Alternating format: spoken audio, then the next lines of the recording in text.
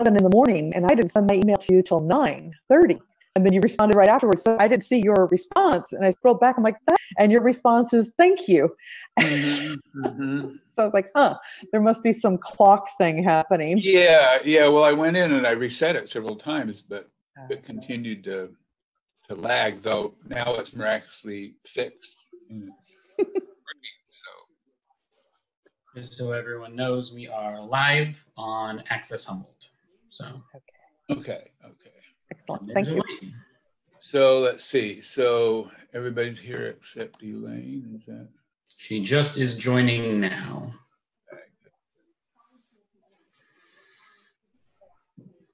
I hope.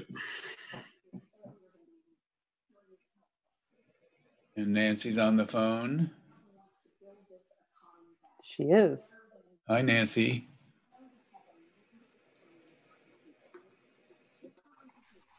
Hi. Sorry, I have to unmute. It takes a little while. Yeah, I haven't seen or heard you in seems like years. Yeah. Even though it's only been 4 months. I was actually at the last board meeting. Oh, you were? Oh, okay. Sorry, I didn't acknowledge you. That's okay. That's no problem. Probably had something to do with your clock.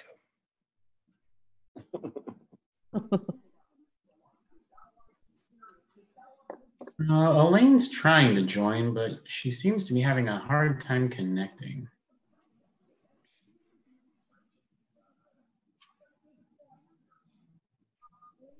Not sure what's going on there. Would you like to give her a minute or two? Sure. So how was your horseback ride? It was great. It was really, really nice. What did you do? Where did you go? Up one of the Redwood Park trails, or? No, we were just doing some arena work. English or Western? Quasi-Western. It's a Australian saddle. Really? Yeah, it's pretty comfy. I'm not sure I've ever seen one of those. Is that like an English saddle with a horn? Like an open wallet. There is Slap that. leather, huh? No, it was good. And I don't know how you call it comfortable. It's pretty comfortable, and it's nice to be outside, and it's nice to do something besides head work. Yeah, really. Yeah, absolutely. That's probably the more important thing. You need to do that. Plus, get your horse time in. That's important too. Yep. So that's why I left them out there for you guys. Tyler, is she making it in? Thanks, guys. And I'm gonna be in here, so my office is good tonight, guys. I am guessing this is Elaine here by phone. Hi, I'm here. I'm on the phone. I was having trouble connecting on the computer, so I will still try to get video up, but for now I'm on the phone. Okay. All right. Well, with that, I'll call this July 9th meeting of the Humboldt Waste Management Board of Directors to order. Good evening to everyone. This Board of Directors meeting is being held in a video format in an effort to reduce the spread of the COVID-19 virus. The meeting is also being aired live on Access Humboldt with a permanent recording available on archive.org. Callers joining us by phone, when you are asked, please identify yourself by name. We are able to see the number you are calling in from, but would prefer to identify you by name when asking for comment or input. Just a reminder, when board members and other participants are not actively speaking, please mute your microphone. The meeting will be difficult to hear if microphones are not muted, except for the individual speaking. All votes will be taken through a roll call vote. Please be sure to unmute your computer and answer A or nay when your name is called.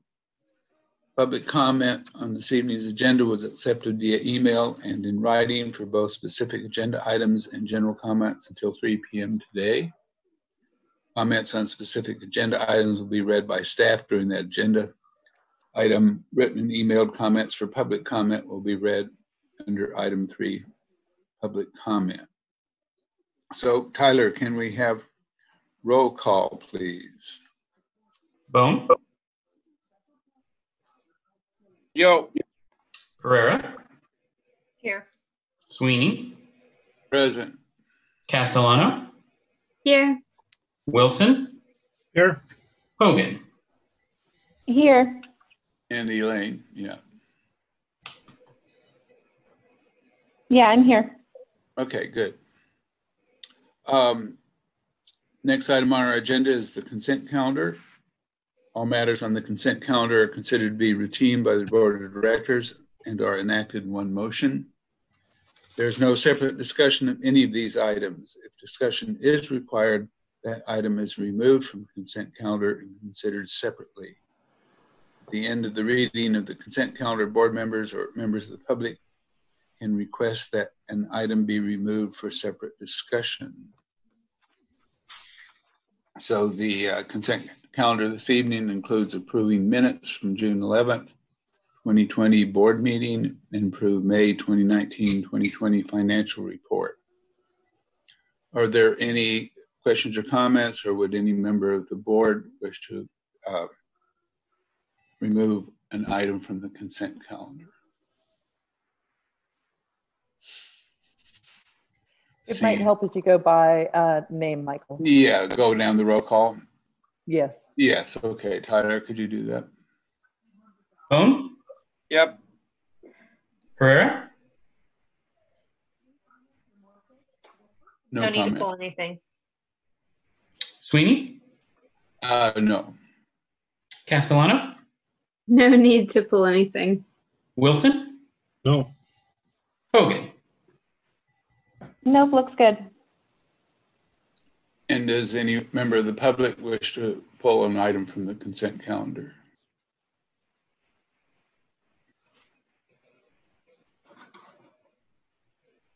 Hearing or seeing anything, can I entertain a motion, please? I'll move to approve the consent calendar. If a motion, is there a second? I'll second. We have a second. So using the roll call vote, Tyler, can we have members vote on the consent calendar? Bone, Yep. Pereira, Aye. Sweeney, Aye. Castellano, Aye. Wilson, Yes. Hogan. Yes. Motion carries. So the next item on our agenda is oral and written communications. This is time provided for people to address the board on matters not on this evening's agenda. Did we receive any public comments for this via email or in writing, Jill? Shortly before 5 o'clock, we did receive an email from a Jason Robo. That email has been forwarded to all board members. I don't believe Tyler's had an opportunity yet to have it uploaded as input to any of the agenda items at this juncture. It's not clear whether it was actually specific to an agenda item or addressing recycling in general. So I'm going to go ahead and acknowledge it as part of written communications that has been received. Even though it was after the 3 p.m. Yes. Kind of deadline. Yeah. Okay. And we may see it sometime during the meeting, or you'll just send that to board members? It was sent to you, I believe, at 5 o'clock. Oh, it was. Okay. Yeah, I think Tyler was able to get that sent out right away. Okay. And yeah, 5 o'clock exactly. It got sent to everybody. So okay. Sorry, we couldn't get it to you any faster. He literally got it at like 4:57 or something. Okay, thank you. To the chair. Yes. What's it pertain to? And so I can't draw it up because I've got a connection issue. So what's it pertain to and the basis of it? And so Michael doesn't have it yet. If you like, I can go ahead and read it. And because it just simply says, is it regarding recycling. CRV? It's just kind of a number of different issues. Right. If you'd like, I can read it. Yeah, go ahead and read it, Jill. Okay. And I'm wishing, hold on. There we go. Let me just get this a little larger. I have a variety of criticisms with the nature of so-called recyclables. I recommend the book Cradle to Cradle, Remaking the Way That We Make Things, co-authored by William McDonough and Michael Branigart. Recycling is an important part of the building a better world. It is something that we shouldn't give up on when things get tough. There are ways to innovate and continue recycling access while minimizing reliance on it. I believe that solutions can be promoted through dialogue with and strategies promoted by local government, education, and other organizations. Businesses like gas stations that sell CRV should have to recycle bins by law. Not everyone is eligible for recycling pickups. I think it's practically criminal to trash recyclables. Laziness is also an issue. It's insanity to shut down the ability to recycle for those who make the effort. Efforts should also be made to incentivize or otherwise nurture products with minimal and or no packaging, like produce and canning. Beck's bread, for instance, comes in a compostable bag. Promoting upcycling of waste and recyclables can help. Fire and light also transmutes glass into assets. The upcycle beyond sustainability, designing for abundance. Also by William McDonough and Michael Branigart, I think should be required reading for you and any informed citizenry that desire to be mindful of the environment. Buying bulk items are another crucial way to minimize streams of waste and recyclables. Better safety gear like gloves, suits, perhaps, and eye protection could protect recycling workers. Luckily, Eureka is a pretty temperate and operates in the shade, minimizing misery from these additional potential safety measures. Though these strategies should be disseminated to the public regardless through some sort of PSA, regardless of COVID, as the environment is in crisis. A KIM article notes Hambro's Del Norte facility has a buyback process that allows minimal contact with their employees and the public. I'm unsure if you've been there, but it seems that they may have something worth learning about their protocols. Maybe the board needs to take a field trip. I may have nearly run out of recyclable space. Investing in a kegerator and buying some beer from Madera Brewery and growlers from Humboldt Regeneration. Kegerator. I don't drink beer, so apparently I'm out of the loop. There are many ways that we can do better at tackling COVID, promoting hand washing, dissuading people from touching their faces, proper etiquette when sneezing or coughing. Recycling prevents additional pollution to our air and water. Throwing nature under the bus any more than we already do would be a sad course of action to take. Okay, thank you for that. That's in the record. Mm-hmm. Next item on our agenda is to receive information report on the status of the Eureka Recycling Center. And I believe that will be Jill. That will be me. And what I'm going to do, if I can get the right mouse to work here, I'm going to share my screen. I have a presentation for you, and Excellent. I'll walk everybody through. Can you see my screen all right? I can. Okay, excellent. Everybody can see that? I think so. Yes. All right. I had to do this for another thing, and the screen was not sharing at all, so I want to make sure now before I start. So, good evening. The information that we're going to be presenting to the board this evening is to provide you all a more detailed understanding of the Eureka Recycling Center's activities, including CRV buyback services. This informational report is designed to assist the board with the next agenda item in providing us with staff direction as you all consider the required provisions for the protection of staff and our customers. The Eureka Recycling Center accepts source-separated recyclable materials such as glass, paper, cardboard, aluminum, and plastic.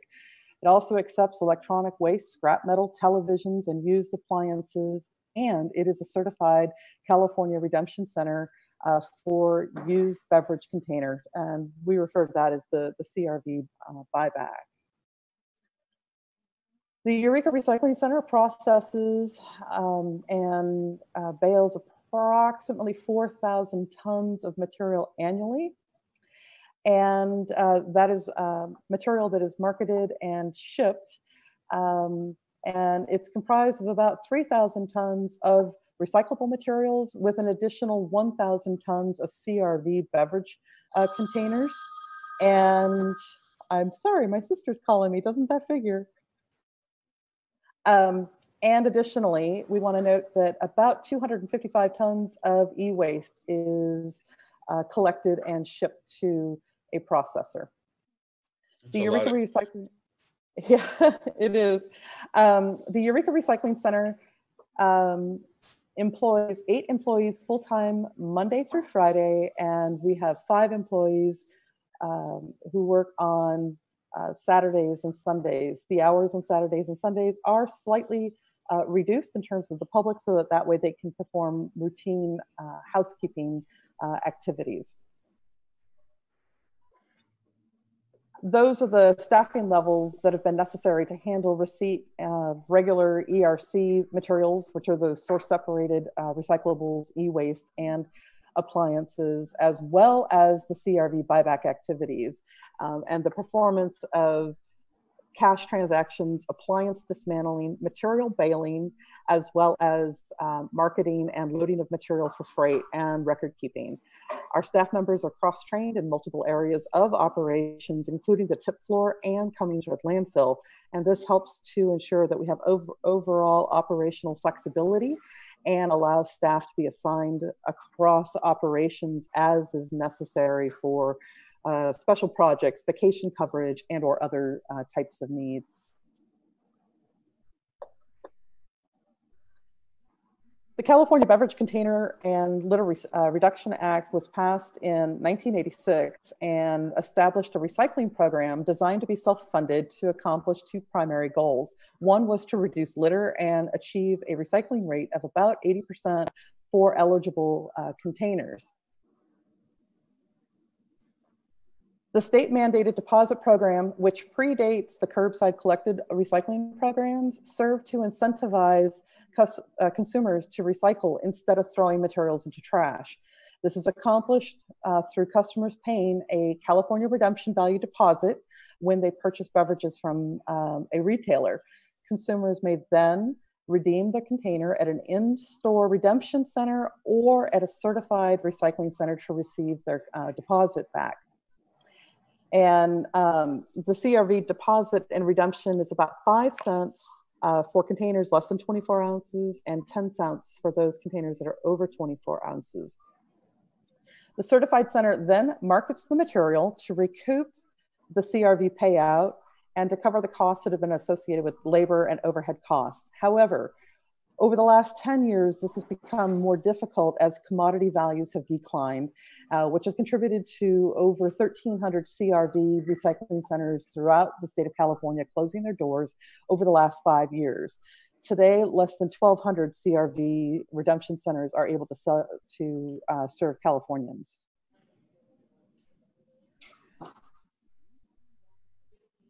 CalRecycle is required to identify what they refer to as convenience zones. Every convenience zone not specifically exempted by CalRecycle must have a certified recycling center within the zone, or each dealer within its boundaries that sells beverages must either, 1, redeem those containers in the store or make a daily payment of $100 to the state. Basically, the intent is that consumers are able to conveniently redeem their CRV containers and to receive those monies back. Convenience zones are considered either served, unserved, or exempt. And the only ones who can grant the exceptions, of course, is going to be CalRecycle. And in Humboldt County, CalRecycle has identified 23 convenience zones, and over the years has granted exemptions from their having to provide CRV redemption services to 78% of them. So a total of 18 convenience zones were granted exceptions. There's 1 convenience zone, which is unserved, and then there are 4 convenience zones, which are serviced through certified recycling centers, which include HWMA, Recology Eel River Disposal, which is Fortuna and Redway, as well as Humboldt Sanitation in McKinleyville. I want to note that it doesn't mean that there are 23 stores. Zones may have multiple stores inside of a zone. So for instance, with HWMA, for the radius, which is identified, we serve Costco as well as Eureka Natural Foods and Grocery Outlet. So over the past 10 years, certified CRV redemption centers in Humboldt have been reduced pretty significantly. And I want to note that the list that you're going to see here is not all inclusive. They were just the ones that we could remember because there have been a number of them that have gone out over a period of time. And since 2010, these are the remaining sites that are performing CRV buyback services. There is Tom's Trash, and they're doing business as New River, located up in Willow Creek, and they are a very small outfit with limited hours. I've tried to call them a few times and only received the answering machine there, so I can't give you any information specifically about them. And the overall effect of these closures has resulted in the public, who rightfully expect to conveniently redeem their containers, to travel further and further to seek remaining available options.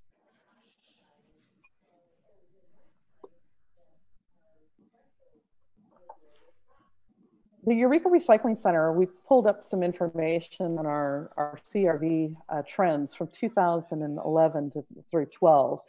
And since 2013, the traffic flow and the number of customers and CRV material processed by the recycling center has steadily increased.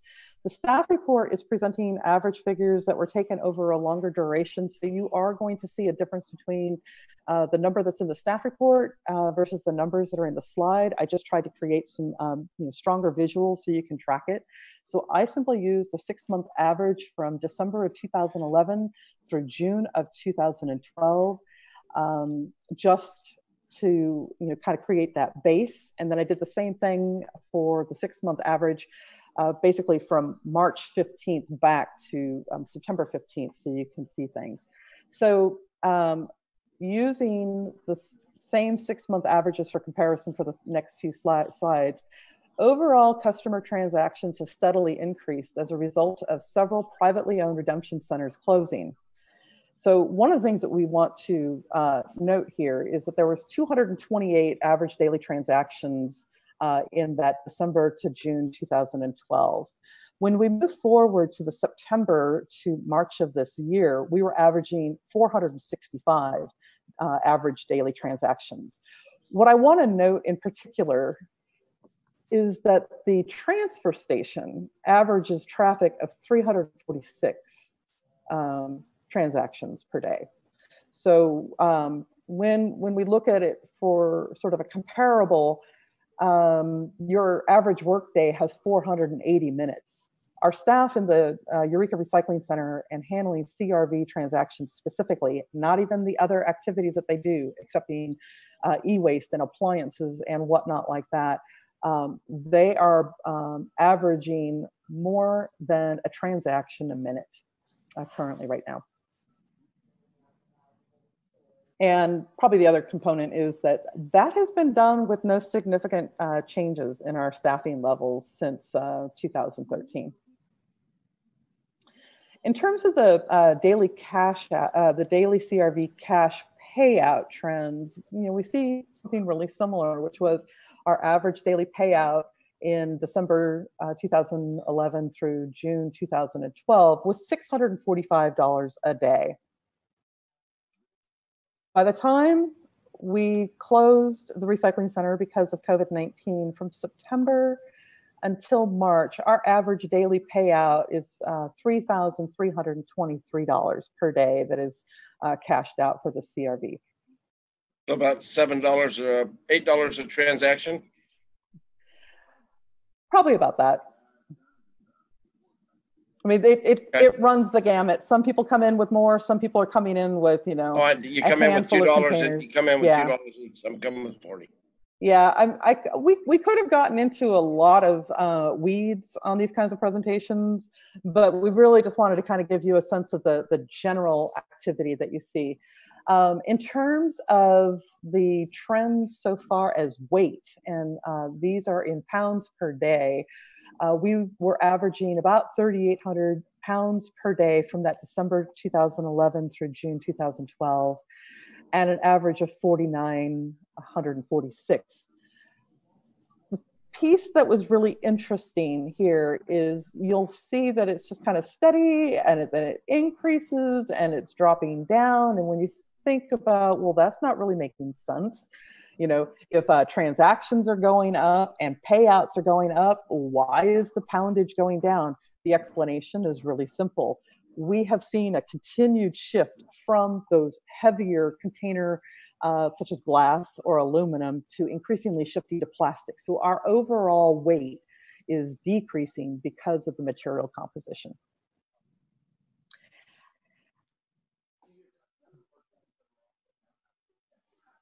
In terms of the Eureka Recycling Center budget, you know, when we have our discussions at the typically April and May meetings, we're talking about, you know, the whole picture of what's happening in our operations. All of this information has been presented to the board.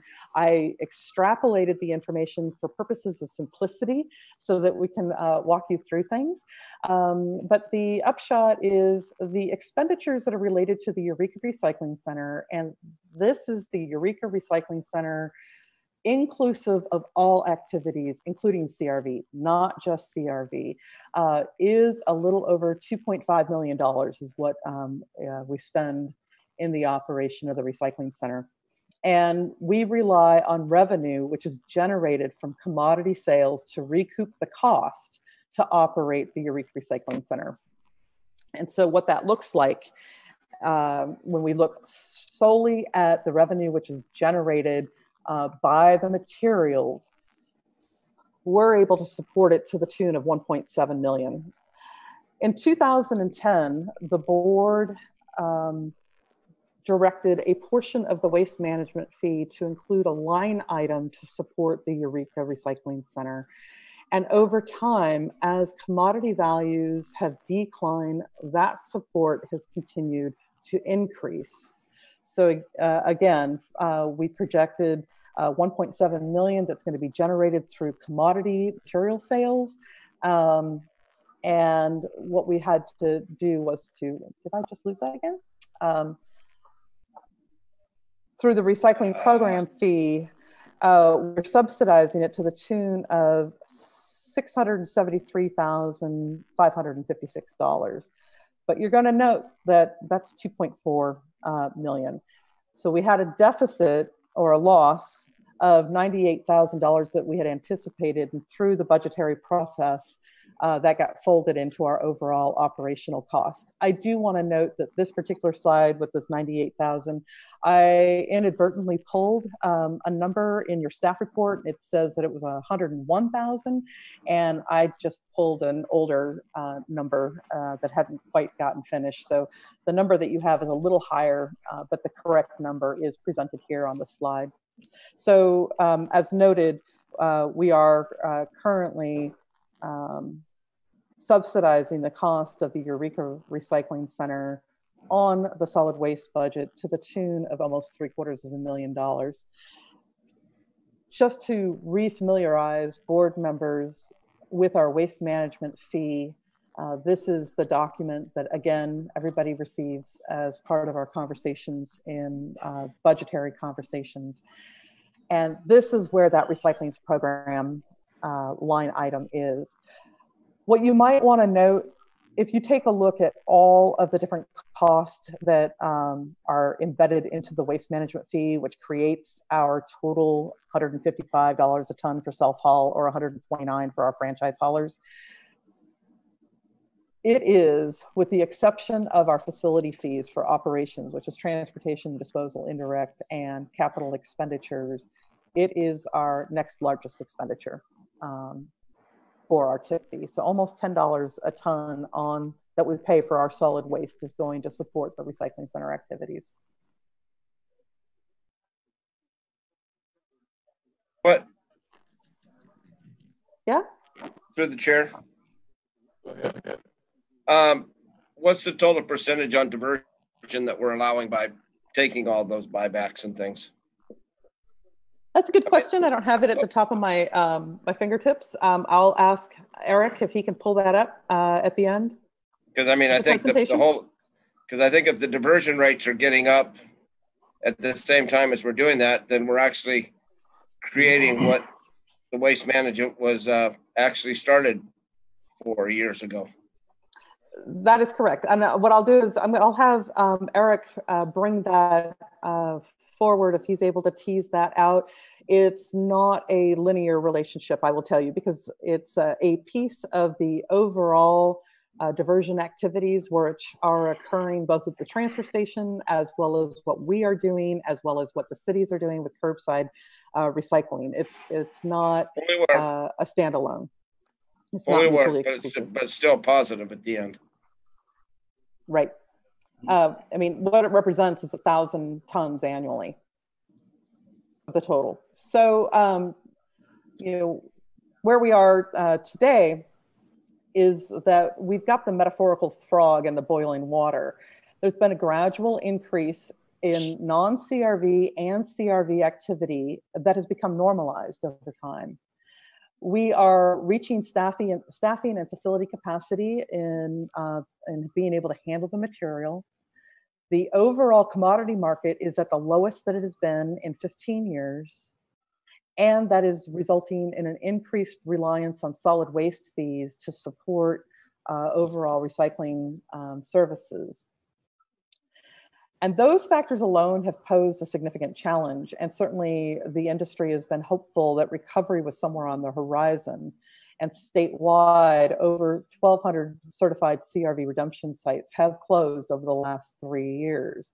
And I want to make it clear, it's not that you can't recycle CRV. CRV can still be recycled. It's not mutually exclusive, if you will. It's the issue is having consumers being able to redeem the money that they put as a deposit, and that's the issue. So it's less about the recycling component than it is being able to recover those funds. And you know, what I want to note is that, you know, prior to the coronavirus pandemic, the CRV system has been actively crumbling. And most recently, CalRecycle has issued an additional $5 million in statewide processing grants to rural CRV redemption centers. But HWMA, Humboldt Sanitation, and Recology, we're not receiving any financial assistance because we don't qualify. Through the pandemic, however, we have been rather stymied because CalRecycle has remained silent, and they have offered no guidance or assistance to CRV centers, and yet CRV deposits continue to be collected. And that is creating a significant tension between community members who are entitled to collect their deposits and the recycling centers who are actively losing money because they cannot recoup their cost of providing those services.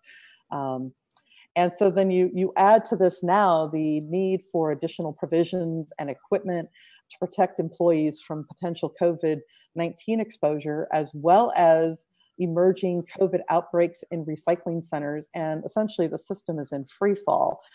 Specifically, I'm referring to last week, Marin Sanitation and Recycling.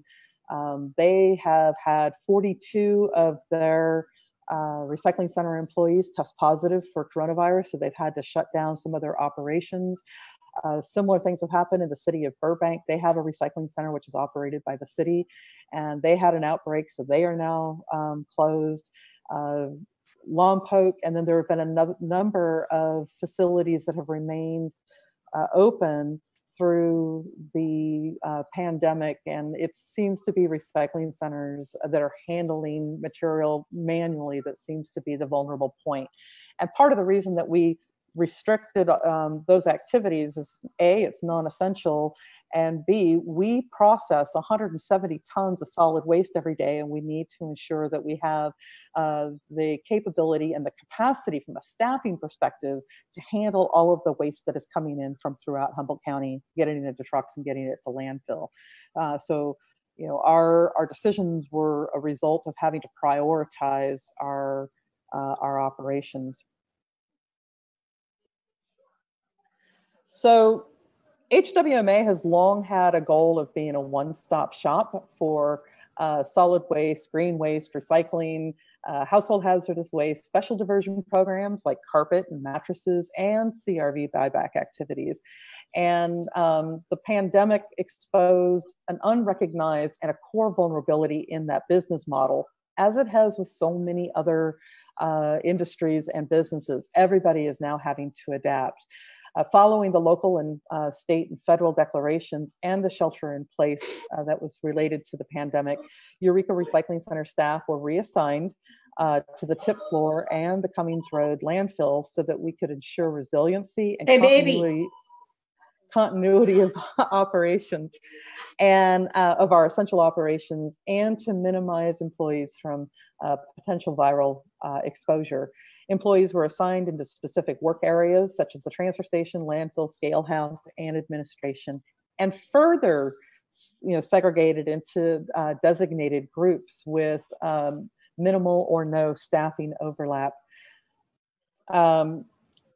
We had 2 employees that had been assigned to the Cummings Road landfill, and in May, the landfill coverage was expanded from 5 days per week to 7 days per week as a result of the environmental system monitoring which was required by the flare. We've had some operational challenges up there, and so we've had to expand the hours of operations there. We've had high-risk employees or employees with childcare coverage issues, and we've been able to provide them accommodations. We do continue to have 7 days a week transfer station operations, and there we are. Sorry, I got myself a little off key here. So as staff is planning to resume our non-essential services, we have secured we've completed our infectious disease plan. We did develop a 4-stage reopening plan, which aligns with the state. We have initiated our 5-year CalRecycle CRV certification. We do not have that completed yet. That is, it expired in May 31st. And we have identified a number of site improvements that will be necessary, as well as protocols to ensure employee and public safety. We did receive certification through the County of Humboldt so that we are able to operate our essential services as well as our non-essential services. And we have initiated our 5-year transfer processing report, which is due to the County LEA on July 20th.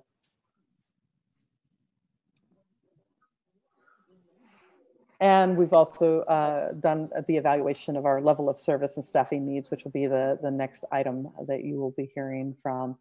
So I do want to note, to circle back to our 5-year certification for CRV, one of the requirements that all CRV centers must meet is to take a pre-certification course, which CalRecycle is requiring in-person attendance.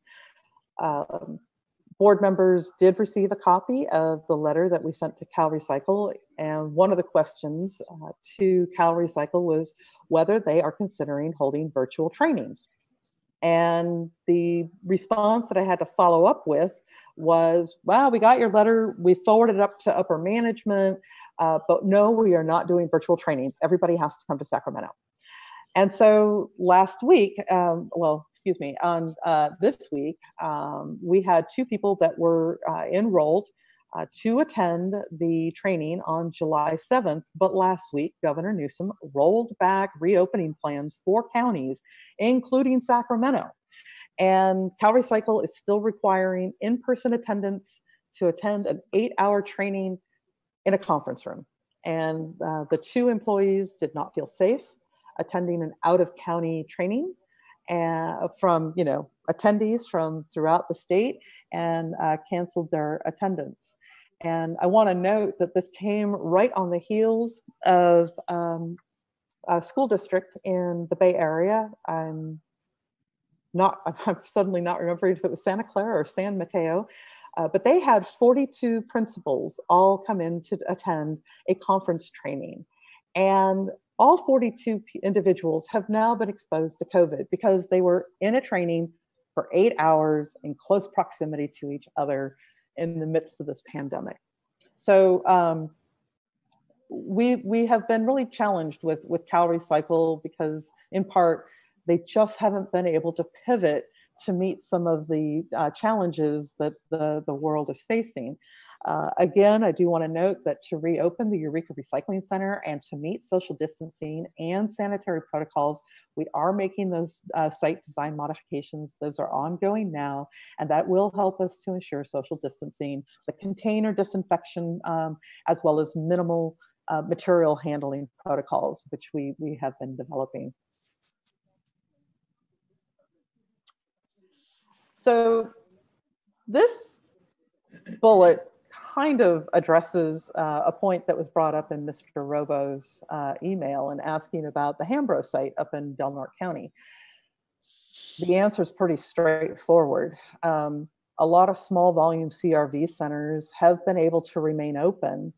Some have had their reduced hours or they have closed, but for those who have remained open, most of them are small and they are not handling solid waste. This is their core focus. They only do CRV buyback. And if somebody has become ill, it would not potentially compromise the other aspects of their operation. In our particular case, the transfer station and potentially the landfill. Another item that we did touch on with the board in April was that the broker who we, almost everybody uses to ship their CRV material to, they ceased accepting material on March 21st, and they have been slowly reopening and accepting material with really strict acceptance protocols. They've been very concerned about their employees. And again, as the shelter-in-place orders are being relaxed, nationally, there are emerging reports of sanitary and recycling center employees contracting COVID-19. So because the recycling center has sort of always been part of our overall operations, initially it was handled through a contract, and in 2010, HWMA took on operation of the Eureka Recycling Center. We really haven't known what it looks like when we're not doing recycling, and in particular for CRV buyback. And some of the things that we have observed with the suspension of CRV buyback activities is that there has been a significant decrease of garbage and debris that has been left in the streets from individuals salvaging through bins and residential containers throughout Eureka. I'm going to pause here for half a moment and say, yes, the Eureka Recycling Center is closed. That does not mean that we aren't accepting material. We continue to accept mixed recycling over at the transfer station. We continue to receive electronic waste. We've continued to receive appliances and many of the items. Really, the closure of the recycling center was related directly to the CRV buyback. HWMA is also responsible for maintaining trash pickup along the unimproved parcel across the street and along West Hawthorne Street. And in the 3 months prior to the Eureka Recycling Center's closure, the weekly average of confrontations with individuals on the property was over 11 per week. And with the closure, that has decreased to less than 5. I think it's even less than that now. Illegally disposed trash has also seen a similar downturn with a weekly average decrease of 590 pounds pre-closure to about 350 pounds post-closure. That material increasingly... Through the chair. Yes, I know go we've ahead. talked about this over the years, and I know there's a reason why, But with the encounters down, that's great. And the issues we have with our property across the street, and I know I've heard this, why don't we just fence it? We could fence it. The challenge is it's got 11 paths into it now. So the problem, yeah. And why don't we just fence it and let it be the wetlands it's always going to be? So one of the challenges with fencing it is that we do maintain it, number one. So if we simply fence it, because we will have a single, pretty much a restricted ingress egress, which on the surface sounds pretty good, except that people who are wanting to get into the property are going to cut the fence. And we already have that happening with our perimeter site fencing. We're constantly having to do repairs where people are cutting the fence, which will take you into my next one. We have been working really hard in order to maintain the vegetation, maintain line of sight, to work with the property owners so that if they are seeing anything that we're not able to observe, we are able to get in there very quickly and move people off. So we don't have people camping on there, even when we were seeing a significant amount of activity over at the Devil's Playground. And people are aware that there is a sort of symbiotic relationship in that they are coming over in which to sell materials. So we do move people on. Unfortunately, it is an open space, but leaving it open right now has actually been pretty straightforward, and it's I think it's going to be less problematic than putting a cyclone fence around it, which we're going to have to continually have to maintain and to repair. Then why do people put fences up? I'm just saying a fence would work. I mean, we do it everywhere. You look everywhere else, they have fences. Okay. And you see they're putting gates in. Okay. I'm just saying, with a lot of man hours, it sounds like, with all those altercations. And the liability that one could turn violent. Hey, Jill. Yes. Rex, just so you know, those altercations are not just on the property across the street. Most of those altercations come inside the Eureka Recycling Center. And that's actually where I'm going next, Eric. Okay. All right. Thanks. Yeah. Not what it sounded like. No, I understand. So we have seen a reduction of activity across the street, and we've also seen a dramatic decline in confrontational behavior from our customers. In the 3 months prior to the closure of the Eureka Recycling Center, Eureka Recycling staff requested a supervisor or higher level staff member 41 times. By comparison, in the same time frame, the tip floor had a need of 7 instances where a supervisor higher level staff is needed. Now, I want to make it really clear that that doesn't mean that there were only 41 times of some form of confrontation. By and large, recycling center staff manage people on a regular basis, and they are able to resolve matters at the time, and that they are not necessarily having to receive a supervisor. We've also seen a pretty significant decrease in IV drug use in proximity to our facility, as well as a decrease of discarded syringes. An average of 35 syringes are collected weekly prior to the Eureka Recycling Center closure, and post-closure we've seen that decrease to less than 17 per week. The other thing that we've noted is that there's been a significant reduction of facility break-ins to take the CRV material.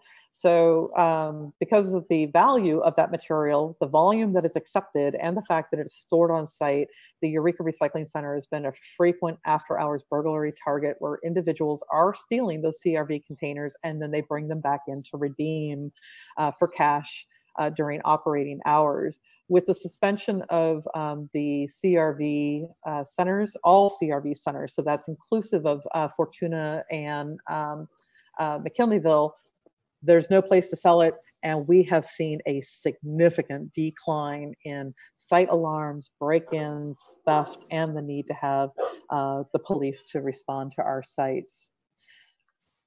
So I've asked Eric, because at some point you're going to get tired of hearing me talk, I've asked Eric just to dive in and touch a little bit on the Eureka Recycling Center in terms of maybe what else, what else it could be. Let me pull that back.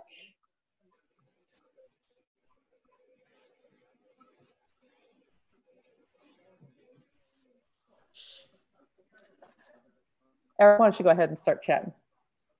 Okay. So as Director Duffy noted in the staff report, CRV and its related activities take up around 60% of the total footprint right now, currently at the Eureka Recycling Center.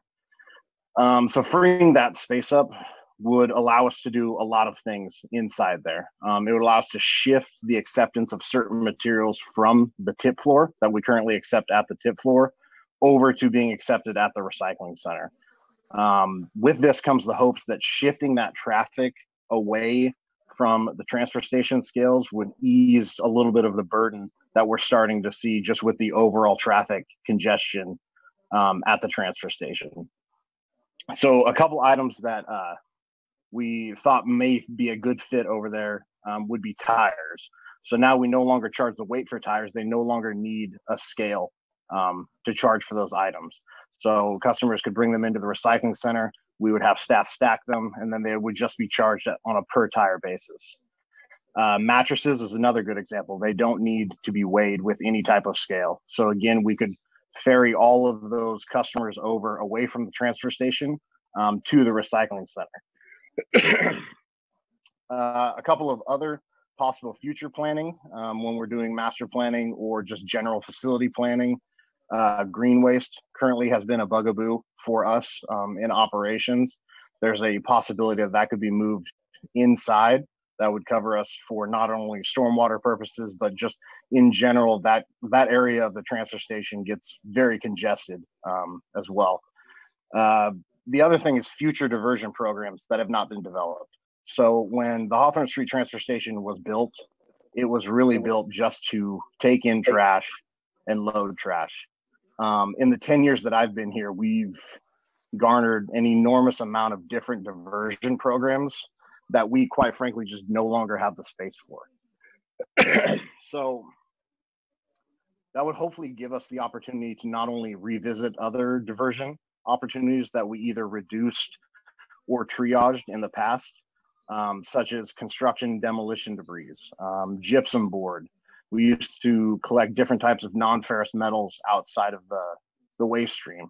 All of those were triaged for more beneficial and cost-effective programs simply because of the lack of footprint and available coverage that we have at the transfer station. So that's kind of one of the things that we could do with that space if CRV was no longer there. Right. So I want to make it clear, we are continuing to do recycling and diversion, and really the key of our conversation and what's going to lead into the next agenda item is more specifically around the support of CRV. And one of the challenges that we have is that the CRV program is a state program, and HWMA is limited as to how we can, quote, fix that system. And so we have, along with many other folks throughout the state, we did meet with Senator McGuire's staff in order to present an outline of the issues. We sent that letter to Cal Recycle, which the board was CC'd on, and we haven't received any sort of response. We are having preliminary exploration at a staff level to see whether a nonprofit or other organization could take on CRV redemption activities. Cal Recycle is offering some grant funds in order to establish innovative pilot programs to create that convenient redemption system. We're not eligible necessarily for what they have in mind, and neither is Recology. We're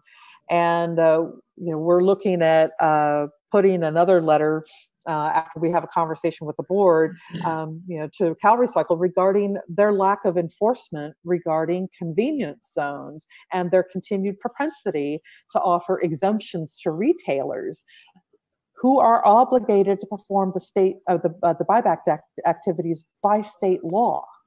And their own agency has been exempting them. So There's that point, and then of course the final point, which is there is a need to fundamentally overhaul an antiquated system. The fact that we have curbside recycling in most communities, we are seeing that people are participating at a pretty high level.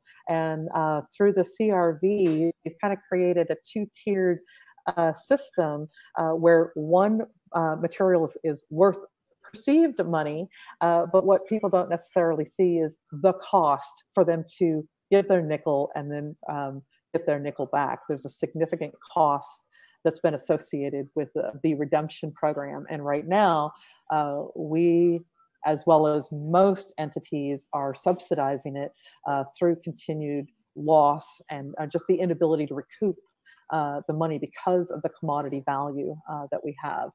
So that's kind of like the issues all rolled up. And I will tell you that putting all this information together has been really challenging because there have been a number of obstacles and hurdles that we've been trying to navigate, and doing so with the mindfulness around people are paying money into a state program and they are entitled to get that money back. And our core mission is to handle solid waste as well as the diversion programs. And we're finding ourselves in a really uncomfortable juncture because of what has transpired as a result of the pandemic. So I'm happy to entertain any additional questions and provide some additional information as I have it, but that's essentially trying to set the stage for the board's more detailed knowledge around what's been happening over at the Eureka Recycling Center. Yeah, well, thank you very much. It was very informative and well presented. So Tyler, using the roll call vote, can we go down the board members' names? There's no need to, this is informational only, Michael, so there's no need to, for any action right now. It was. Is this, no, I realize that. Is this one-sided or is this just informational and no discussion? No, you can have discussion. Yeah, that's what I was suggesting. We go down the roll call vote. Oh, okay. I'm sorry. I thought you wanted to vote. No. So does that work, Tyler? Well, that does. Are you ready for me? Yes, go for it. Bone. What are we voting on? If I want to talk or not? Or I'm a little confused. No. We're just this is you if you have comments. Questions or comments? Yes. Okay. On Jill's presentation. Very confused. Well, Jill, like you said, HWMA hasn't always done this. We took it over years ago, and it's definitely not in our mission statement or what the JPA was actually formed years ago. But it's ours now. Mm-hmm. And we like to blame everything on the pandemic. And I mean, honest to God truth, we're not making any money off it because nobody's paying any money for this stuff. It used to make money. But the problem is we're still taking this stuff out of the landfill. It's something we took on, good, bad, or indifferent. I don't know if anybody else is getting 3 or 4 phone calls. I mean, we've got 13 employees, I think, involved in it. But we're not taking it. And I know they're doing other things, but they would be doing recycling for doing that. So I would like to see more information on when we're going to start taking it back and then figure out how we're going to make it work. Because that's what we've done in the past. And just to say, this ain't working real well, let's tell Cal Recycle this sucks.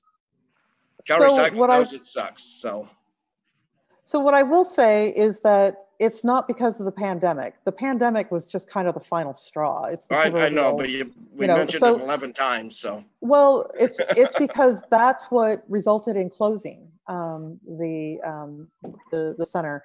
We have been seeing a tremendous amount of stress and financial impact, and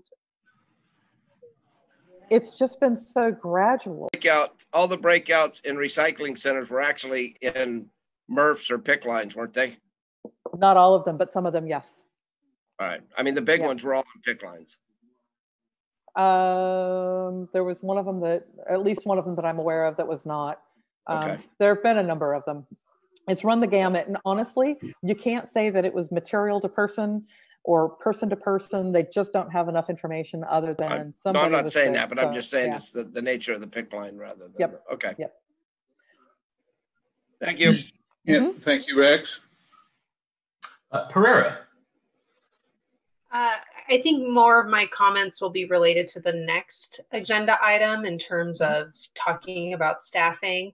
But I do recognize that CRV has been a challenge, not just for HWMA. And so figuring out how we, get through the short term and then maybe reassess if, actually, I'm going to save my comments for the next item because I think it'll pertain more when we're talking about reorganizing staffing and what we're going to do with CRV. So thank you for the presentation. Yeah. It's Castellano. Let's see. Thanks for the presentation. I have a few questions. The first one, when I was reading the agenda pack on page 19, where you write that HWMA isn't a designated processor with CalRecycle. Yeah. I'm curious why that is. Or that's why actually, we are. Yeah, that's a classification. So Recology is a processor, and Humboldt Sanitation is a processor because they handle glass. And we are not a designated processor. We're a collection site. Okay, and is that why HWMA doesn't qualify for certain kinds of assistance, or? That's correct. Okay. Yeah. Would it be possible to be designated as a processor, or is just sort of one of those like technical? I'm going to ask Eric if he's had an opportunity to look into that question specifically and his capacity. Yeah, so when HWMA first took over ACRC, the determination was made to not become a processor because there were so many local processors. The benefit at that time wasn't there. But if we did end up becoming a processor, there would be a lot of conversations that we'd have to have around operations on the site. So it wouldn't be as simply as taking material, baling it, and sending it to a commodity market any longer. There's some other steps in there that we would need to look at.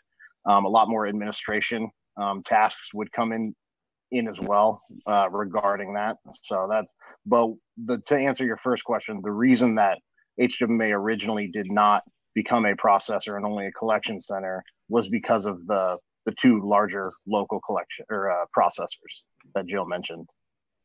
And, Gotcha. and as I recall, if HWMA had become a processor, then they would not have been able to receive any funding. Interesting. Yeah, that's It would have correct. been one or the other, and yeah. Gotcha.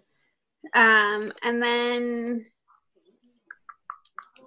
I think at some point in the report there was not this report, but in the minute or in the information we received prior, was talk of like a reverse vending machine or something like that. Mm-hmm. And so okay, so I think my question requires a little speculation, mm-hmm. around CalRecycle, which may or may not be possible. I don't know. But I guess, okay. So if HWMA ceases doing buyback, basically, will that change how exemptions are made for local retailers? And then, I mean, to me, that seems like the reverse vending machine idea. I mean, I don't know how much quantity it can take, but, that would be a more hands-off approach. Is that something that I guess, I think I'm also imagining that there's a bit of a chess game happening. And so, like maybe in order to kind of put the ball back into, sorry, mixed metaphors, into their court, I mean, I guess I'm just kind of curious, like how might Cal Recycle respond to this? Obviously they'll have to do something, or I'm imagining they'll have to do something, maybe not. Okay. So then I guess there's CRV centers that are closing right now, and Cal Recycle has been silent. Right. Okay. And so what about then when retailers potentially lose their exemption? What happens then? So I couldn't speak for that because we haven't actually seen it happen here. In 2016, we did go through a process because the city of Arcata did not have any recycling centers, and Cal Recycle contacted some of the stores that were in convenience zones and notified them that they needed to undertake CRV redemption. And the upshot is they told them, I think it was in a polite way, but basically go pound sand and nothing has happened. At that time, we did go through an exercise because the city asked if we could potentially operate some form of satellite collection facility. And so we went through the process of what would we need in terms of staffing and location and equipment and, you know, just kind of running the whole thing. And one of the things that we looked at included reverse vending machines. Reverse vending machine will run about $60,000 a year. And then we started looking more deeply into what Cal Recycle would require. And basically they require that a person be standing by in order to provide assistance to people if they need assistance with a reverse vending machine, or for some reason if it got blocked or jammed, that somebody is available on site in the immediate moment to address whatever that problem was. You know, at that point, it becomes very expensive to have the reverse vending machine in addition to some of the staffing levels. And, you know, we laid out a series of options for the city, and it would not be something that would be paid for by HWMA. We would have to charge the city directly for those costs because it was only for the benefit of one entity. It's just the way our JPA is set up, that no one entity is going to sort of tilt some of the costs for the authority. And you know, basically it was going to be, you know, $300,000 to $400,000 easily, and the city staff did not advance it any further than that. So we did go through that exercise to take a look, and Cal Recycle has not taken any action to any of the stores that are within that convenience zone, or those convenience zones that are unserved. Okay. And then two more questions. Has there been any look at just offering less money for buyback? We cannot do that. Okay, I was wondering if that was state law. Right, gotcha, interesting. And then I guess I'm just also curious, like I'm imagining, not literally, but anyway, I'm imagining like piles of nickels at Cal Recycle, you know, like all the people's nickels, just, you know, I mean, I guess I'm just curious, like, what are they doing with this extra money? I mean, it's the people's money, right? You know, and nickels add up. So I don't know. I just feel like there's this, I don't know, like, do you have any knowledge about what's going on with this money that's not being returned? That is an active and ongoing topic of conversation amongst different groups. There's a Protect CRV group, as well as I think it's called a Consumer Watchdog group. They're based out of the Orange County area. And, you know, their basic position is if Cal Recycle is going to be collecting these funds and holding these funds, people are entitled to receiving their money back, and that money is not able to be conveniently provided. And so they've been some of the louder, I don't want to say critics, because they've been offering suggestions as to how to improve the program. Take a look at what's happening in Oregon and Michigan. And those state, they're not CRV, but those state redemption programs are not having the same problems that Cal Recycle is having with our state redemption system. There was an attempt earlier this year to bring forward some legislation with the intent of helping to fix it. But honestly, the legislation that was proposed was basically a Band-Aid, and it ended up not getting out of committee. And it's, then I know Rex doesn't want to hear it. Then the pandemic hit, and so everything just sort of went into suspension. So it has been disruptive, but Cal Recycle was receiving a tremendous amount of pressure from recycling centers as well as trade organizations back in 2016, 2017, and it stepped up again. And then last summer, with the closure of over 300 Replanet recycling centers, the assumption was finally, this is what's going to drive Cal Recycle to finally confront and wrestle with this antiquated system. And nothing has come forward. Thanks. That's all my questions. Yeah, thank you. Thank you, Leslie. Wilson.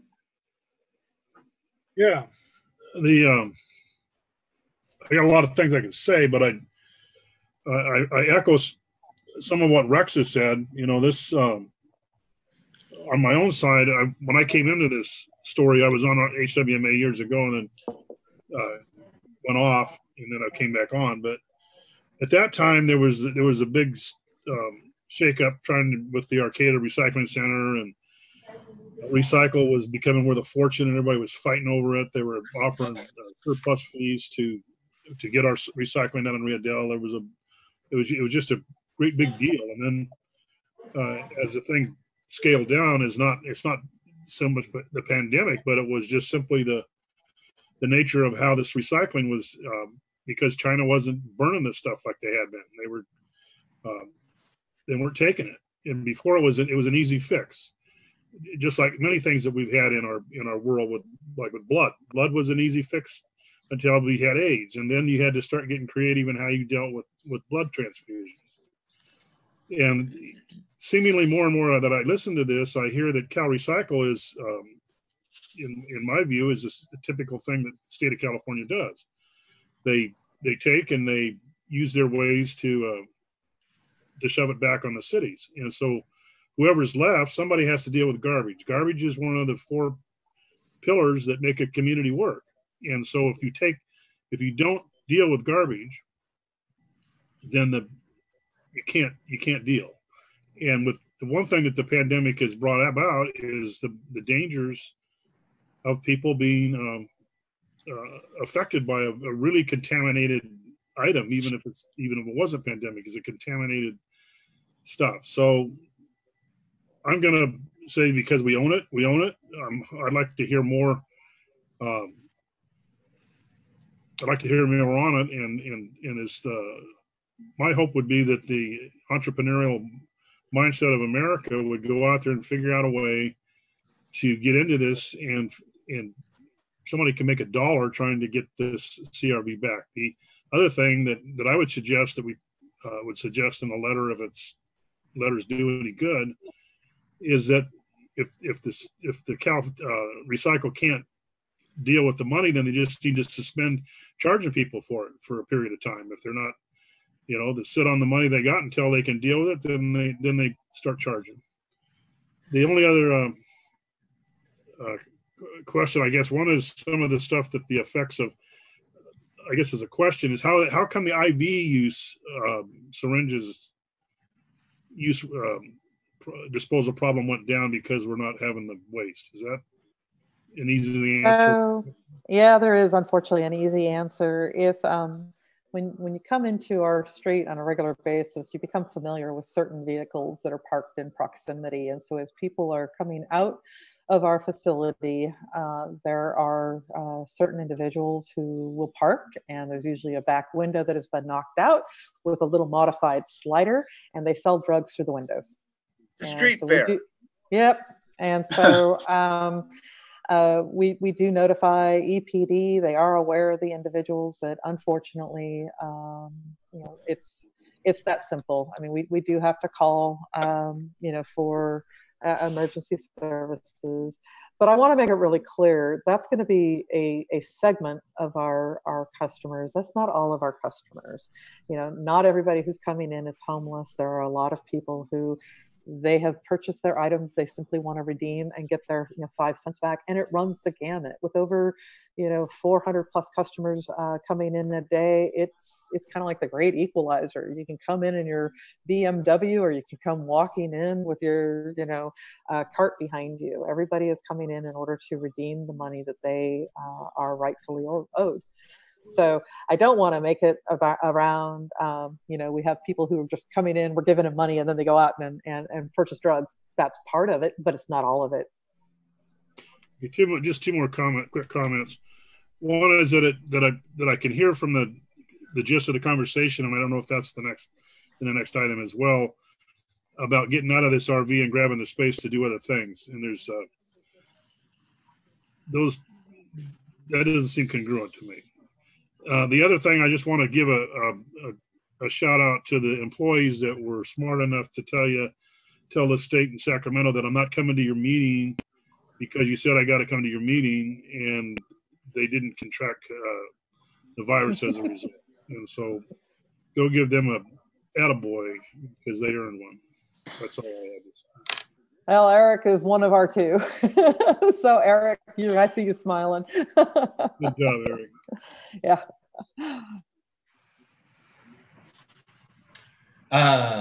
Okay. So Elaine? Yeah, I don't have anything. Everyone's comments have kind of covered my thoughts, so I'd be interested to move to the next item and continue the discussion. And Sweeney. Yeah, the one question that comes to my mind is whether or not Jill, the rationale for making these exemptions. I mean, that seems to be the front line. You purchase something at a store, and you come back and you get your deposit back, and it seems like those exemptions have contributed substantially to the collapse of the whole system. I mean, why? I'm just curious to know what rationale they use to determine the majority of the stores within the convenience zones exempt. I mean, so what I don't have a sense of is whether or not there's a lifespan for the exemption period. So I don't know when the exemptions were given or what the landscape around that convenience zone looked like. So again, some of the examples that we were showing earlier, there were a number of recycling centers. So for instance, some of the stores that were located up in like the Safeway over in Harris and whatnot, they were served by the recycling center that was over at Redwood Acres. So I don't know if they periodically go back to evaluate whether or not those convenience zones are continuing to be served. And over time, they have closed. I do know that when Eel River Disposal closed their recycling center in Arcata, that opened up a couple of stores who were no longer served, and they did receive letters from Cal Recycle. The only reason that I know about it is because those store owners went to Arcata City staff, raised it as a concern, at which point we got folded in. I don't know if similar conditions have occurred in the Eureka area. I just don't know that.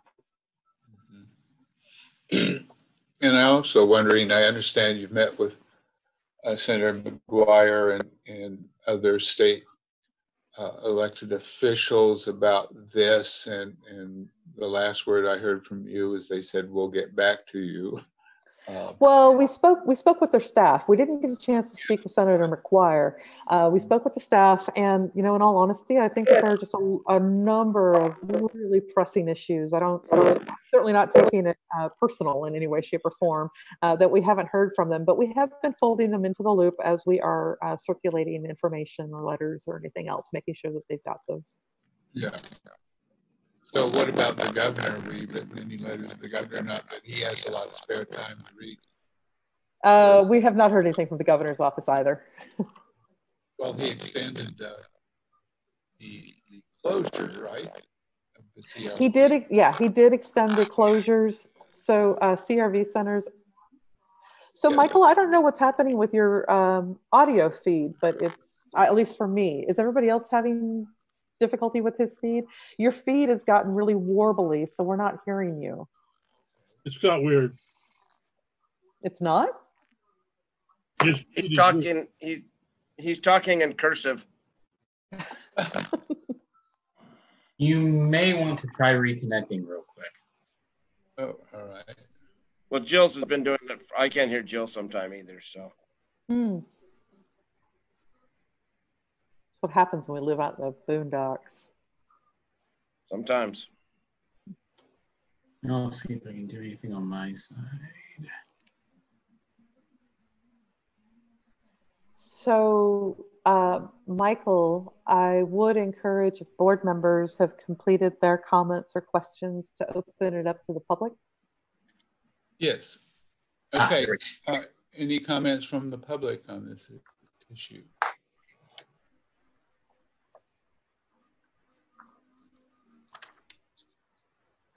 Hearing none or seeing none. Can I? Linda Wise. Yeah, I'd like to hear from Linda. Yeah, I want to echo some of the things that Jill said. Right now in the current situation, one of the other things that I will add to this is the way that the state law has changed recently with regard to workers' compensation has also added another layer of risk for people who are having buyback facilities on the same locations where they do other activities. So, you know, the responsibility for people who may go out sick or, you know, these kind of things is an added cost and pressure for us. I do want to say we as Recology are wanting to work toward a solution that's not going to leave people high and dry. And I realize it's going to take time because the state is, they're slow pokes. And we're going to try and work with HWMA and Humboldt Sanitation and the rest of the state to try to make a solution that's going to be workable for the rest of the county. And hopefully, you know, whatever we can do and add to the situation, we'll do it. But right now, the way that it stands in the facilities where we currently did operate the recycling buyback centers, I don't see where we can start them again. That's.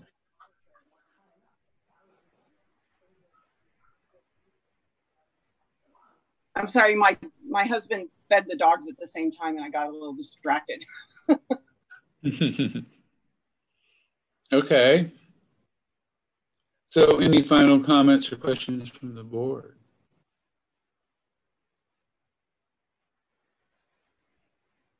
Is my audio any better, Jill? It is better. Oh, good. I did reconnect. Okay, so that was information item, no actions required, so there's not going to be any vote. And the next item on our agenda is the Hawthorne Transfer Station, Eureka Recycling Center, and Cumming Rose Landfill level of service and staffing scenarios. So that's back to you, Jill. Great, thank you. I do have another slide, but I'm going to go ahead and just walk you all through it. And I realize that my walking you through it, even though you've likely gone through detailed in the staff report, is also for the benefit of the folks that are viewing or will be viewing these activities. So staff is recommending the board approve proposed levels of service and staffing, which is going to be necessary to maintain services at the Hawthorne Street Transfer Station and the Cummings Road Landfill, as well as operations at the Hazardous Waste Facility and the Eureka Recycling Center with reduced hours, And we are reluctantly recommending that the board suspend CRV buyback activities until further notice due to the economic and safety cost considerations. As we discussed in the previous agenda item, HWMA employees are handling waste and recyclable materials in operations, and they're responsible for maintaining the environmental systems at the Cummings Road landfill.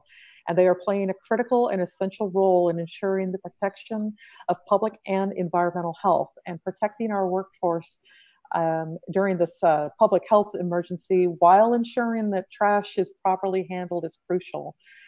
Prior to the pandemic, our staffing needs to support the activities performed at the Hawthorne Street Transfer Station and the Cummings Road landfill required the equivalent of 36.5 full-time positions.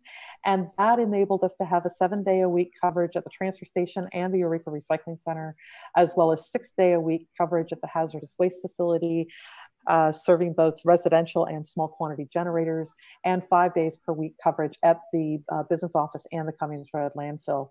The COVID-19 related restrictions imposed by state and elected officials to reduce the transmission of the disease has limited our operations to the provision of essential services and essential workers. And as the state and local officials are beginning to relax these restrictions, it's occurring at a time when the risks posed by COVID are increasing. And we have been searching for, the ability to balance so that we can safely reopen our facilities and our services to those non-essential services and still ensure the protection of our employees and the public. Some of what I got in the staff report is somewhat redundant with the previous staff item, but I simply want to acknowledge again, we do have employees who are unable currently to work simply because they are at higher risk of contracting the coronavirus, or they are employees that have child care coverage issues, and we have been providing them accommodations. Additionally, in the early months of the pandemic, we did have some employees who were required to self-isolate following possible exposure, and or they were experiencing symptoms consistent with COVID-19. Thankfully, none of them were actually contracted COVID-19, but honestly, that was early on, and we didn't have access to the testing capabilities. So we had to err on the side of caution and retain them at home. As time is going on, people are wanting to have vacations. We've been kind of managing that, and we do unfortunately have folks that are having to go to family gatherings such as funerals, and I'm not going to tell somebody that they can't go to a funeral. As non-essential services, the Eureka Recycling Center and the CRV buyback activities were suspended, as were hazardous waste collection. We did resume limited acceptance of hazardous waste generated from small businesses in late April, and those have been by appointment only. And I do want to note that while we are receiving 170 tons of discarded and used materials at the transfer station, and some of that material could be handled by people who've been affected by COVID, our standard waste handling procedures generally are going to protect employees from having direct contact with garbage. And we've made a whole series of modifications so that we could ensure social distancing, limited personal interactions, and a host of other protective measures, including PPE, and all designed, in addition with sanitation, all designed to help protect our employees and the public. Whereas the Eureka Recycling Center CRV buyback activities were suspended simply because they posed a higher threat to exposure of the virus and our ability to perform our essential solid waste handling services in the event of employees' illness. CRV buyback activities do entail direct handling, such as weighing of the baskets that people have been handling, as well as for some people, if they bring in 10 containers, then we're handling them directly, as well as those cash payouts. The hazardous waste facility is accepting the material from residential and small business as noted, and we are looking forward to being able to resume our regular acceptance of that. Currently, we just have a lack of available staffing. And that is in part because of the aforementioned high-risk individuals or lack of people who have childcare. But we also had to take 2 transfer station personnel. Initially, they were assigned and trained to ensure that we had coverage. We only have 2 people who are assigned to the landfill on our regular scheduling. And the concern, of course, is if one person gets sick, the other person might get sick, and then we have nobody to operate the landfill and the environmental systems. So what we did is we took those 2 individuals, separated them, brought in the 2 people from the transfer station, so that we now have them fully trained and capable as these 2 working units, and so they now rotate. Now, at the same time, shortly after we did that, we started encountering some difficulties with the flare, and the flare was shutting down on a daily basis. Simply put, we're not seeing the methane generation that the system had been originally designed for. And we knew that that was going to happen. We just didn't know when, because we didn't really have a solid idea of the composition of the material that was placed into the landfill all these years ago. So what that has resulted in is the landfill operation now requiring 7 days a week coverage as staff is monitoring the methane extraction and destruction system. And until today, we have had frequent flare shutdowns, and there have just been an ongoing series of mechanical failures because the system really wasn't designed so that it would run, shut down, and it's hard shut down, and then we start it back up. And so we've been doing a lot of work, and Tony, to his credit, has probably becoming a bit of a guru that he was not expecting to be in terms of how to be handling the system. But we are spending an inordinate amount of time right now to ensure that that environmental system is being properly managed, and we are working closely with the air district and on that one. So as we're looking at restoration of services, we've assessed the staff which is necessary to resume the non-essential services in this current setting. And that includes maintaining 7-day-a-week coverage at the transfer station and the Cummings Road landfill, 5 days a week for the Eureka Recycling Center, providing only non-CRV recycling services, and to resume the residential and business hazardous waste collection activities. Employees will remain in designated working groups with no or minimal overlap, and implementation of measures to reduce the potential for coronavirus transmission. As noted with the Cummings Road landfill, we are asking the board not kind of for a formal action, but it's more that you're aware that we're asking that you internally allocate 2 full-time material diversion technicians from the transfer station to the landfill so that we have adequate coverage to ensure the operations of the environmental systems. With the transfer station and the Eureka Recycling Center, the overall available staffing has been temporarily decreased by 4 with the assignment of those 2 employees, as well as a high-risk employee and a vacancy due to resignation. We've been recruiting for that replacement. But the remaining staffing does provide basic solid waste management services. But I do want to note that when we have an employee who is out for any reason, that does result in the director of operations hopping onto the loader and spending the day, 2 days, 3 days, whatever it may be, in order to provide that operational coverage. So it does restrict our management team then. Again, we handle 170 tons per day with no change in facility hours, and we are continuing to receive public self-haul, the franchise, the contractor waste, and we are performing all of the diversion activities that we have previously done, in addition to accepting a number of the materials that have been accepted historically from the Eureka Recycling Center. We're now taking them over at the transfer station. So to perform all of that and load the trailers requires a minimum of 6 employees, which are assigned to the tip floor daily, Monday through Friday. And on Saturdays and Sundays, we are able to reduce that number to a minimum of 4 staff members, because we're not handling the degree of franchise waste, because there's simply no franchise collection on the weekends. I think we might get one out of Southern Humboldt. but that's usually on early Saturday morning. For the Eureka Recycling Center, we are proposing to continue with our source separated materials and to reduce our operations from 7 days per week to 5 days per week so that we can minimize the need to hire additional personnel. And to allow the authority to accept that source separated recyclable materials, the appliances, e-waste, TV, to dismantle the appliances and prepare various items for shipping and baling and transportation loading with the remaining 8 employees. And again, we are looking at spending the 7 days a week of CRV buyback services. So we're asking that the board approve the reduction of the 2 material diversion technicians from the transfer station for reallocation up to the landfill, and that we would resume the Eureka Recycling Center activities on a 5-day per week schedule with suspension of CRV buyback activities. We are not proposing any changes in terms of increased or decreased staffing needs for the hazardous waste facility. We do have those individuals who have been currently assigned there.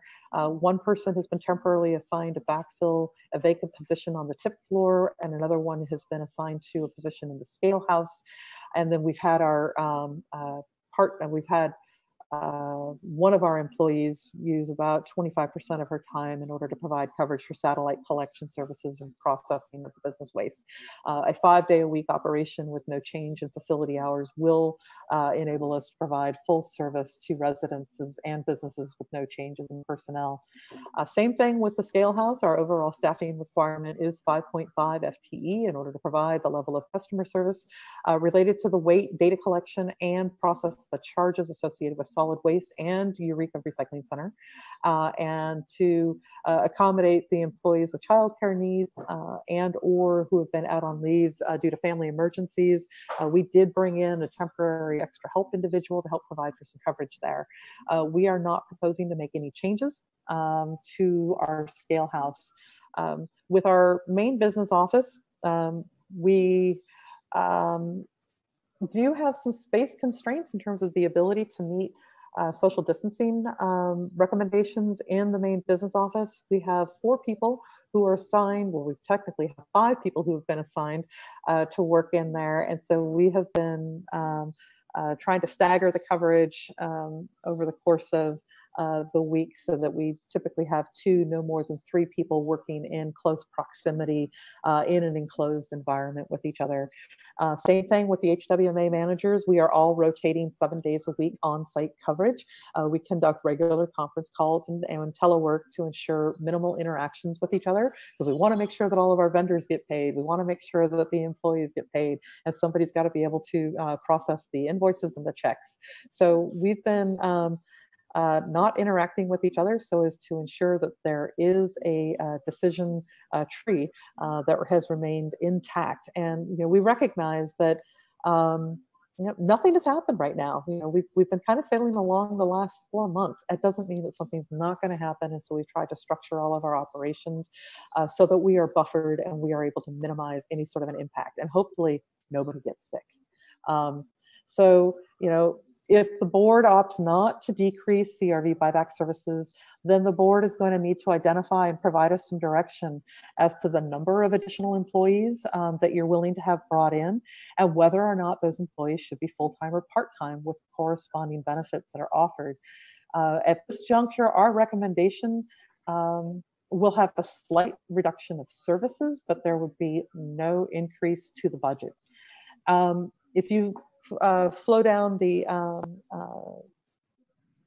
agenda item, we did lay out some alternatives for your consideration, because we know that this is a really difficult conversation to have. It is not one that we're enjoying having to present to you, or at least I'm certainly not enjoying having to present it to you, because I know it's really difficult. And we recognize that recycling and handling of solid waste and all of our diversion programs has been something that this entity has been committed to and has grown very successfully. The CRV buyback, in large part because of the economic drivers, has just really weighed our services down, and it's just simply been kind of tilted over with the pandemic. So We do have 3 recommendations. The first one is to resume partial Eureka Recycling Center and CRV buyback services, and that would be at 5 days a week. We are not supporting this option because of the challenge of ensuring that non-essential employees remain in separate work groups to prevent interaction with our essential employees at this time, specifically around our core operations. That being said, we would need to hire an additional 3 employees in order to perform those CRV buyback activities, because what we know is that there is a tremendous backlog of material that people have in their laundry rooms and storage units, not storage units, but if you got some sort of a storage unit out behind your house or something like this, we are well aware of a pent-up demand for the services. We are going to have people who can provide assistance with traffic control and performing sanitizing of the collection containers. I'm not referring to the actual bottles, I'm referring to the baskets that everything gets put in, because people are going to be handling it, and so we want to make sure that they are being routinely disinfected, as well as other commonly touched areas, and to assist in handling the increased material volumes. We will not be having people sort their materials on our facility the way that it has been done historically. People are going to have to come to our facility like they are with many others now, where everything has to be pre-sorted. And if your items are not pre-sorted before you're coming into our facility, we're going to be having to send people out of the facility where they can sort their materials. And that's going to be a change for folks. But I do want to know that these 3 additional employees are above and beyond the 8 employees that we currently have, and it's going to require recruitment and hiring for those positions. The estimated fully encumbered cost for those additional personnel is going to be an additional $200,000 annually, and that's going to need to either come from an increase to our waste management fee or from our authority reserves. We will likely need to secure extra help so that we could handle the anticipated influx of customers who are going to be coming into our facility. We're going to have to do some work with the city of Eureka, because right now garbage customers are routinely backing up onto Hawthorne Street and sometimes out to Broadway. And if we're opening up and essentially doubling the traffic that is coming into our facility, we could have some real challenges. We did talk briefly about potentially opening up some alternative pop-up type locations where we could help to alleviate some of the overflow there. We would need to have additional personnel to staff and handle and transport material back to the transfer station or the recycling center for our baler. So that's one option for 5 days a week. The second option that we have is to resume full Eureka Recycling Center and CRV buyback centers services, to 7 days a week. We are not supporting that option either, again, due to the challenge of ensuring that non-essential employees are remaining in separate work groups and in order to prevent interactions with our core operations. That said, anticipated staffing need for CRV buyback would require an additional 6 full-time equivalent positions to provide coverage 7 days a week, with an anticipated cost of about $400,000, which again would need to come either from an increase to our waste management fee or from the authority reserves. I want to note that these full-time equivalent positions would actually be a series of part-time employees, just because of the way we've been trying to stagger these individual work groups.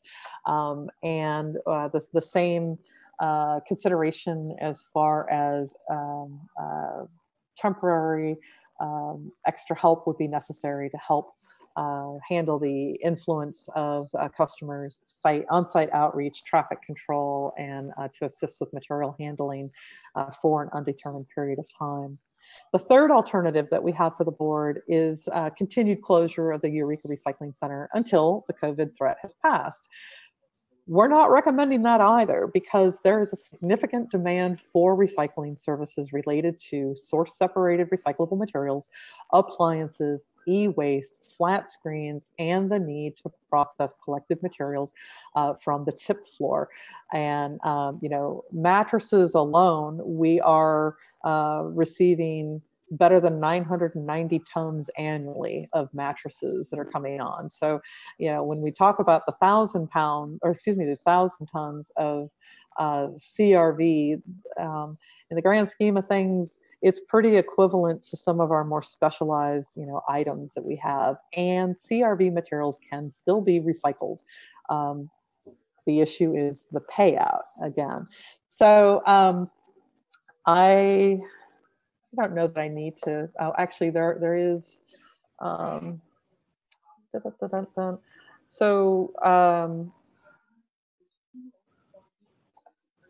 to be more, to kind of expand a little bit on our recommendation, that we would be suspending the CRV buyback activities until further notice due to the economic and safety cost consideration. And then there would be obviously the reassignment of the 2 diversion technicians from the transfer station to the landfill, and that we would adjust our level of service as infection rates and staffing permits for an undetermined period of time. Again, the recommendation that we've presented to the board would result in no overall staffing increase or decrease. And that concludes my presentation, and I accidentally shut my computer here. So we are willing to take on some questions. I am going to ask Tyler and Eric and potentially Tony to be ready to respond to any specific questions that board members may have. Hey, thank you, Jill. So using the roll call, and Tyler, can you? I can, Chair. Just so you know, you are turning into a robot again. We might put you into the waiting room and then bring you back and see if that helps load things up a little bit. But we will get to you last, as is the way to go on these lists. Where are you? I'm gonna move you real quick. Don't be scared.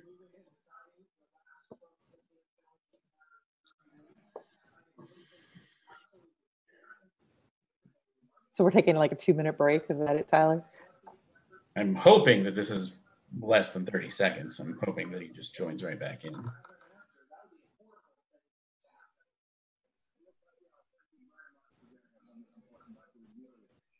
I'm better appreciating all the challenges that the various news stations have had in interviewing people and the quality of video feed or audio.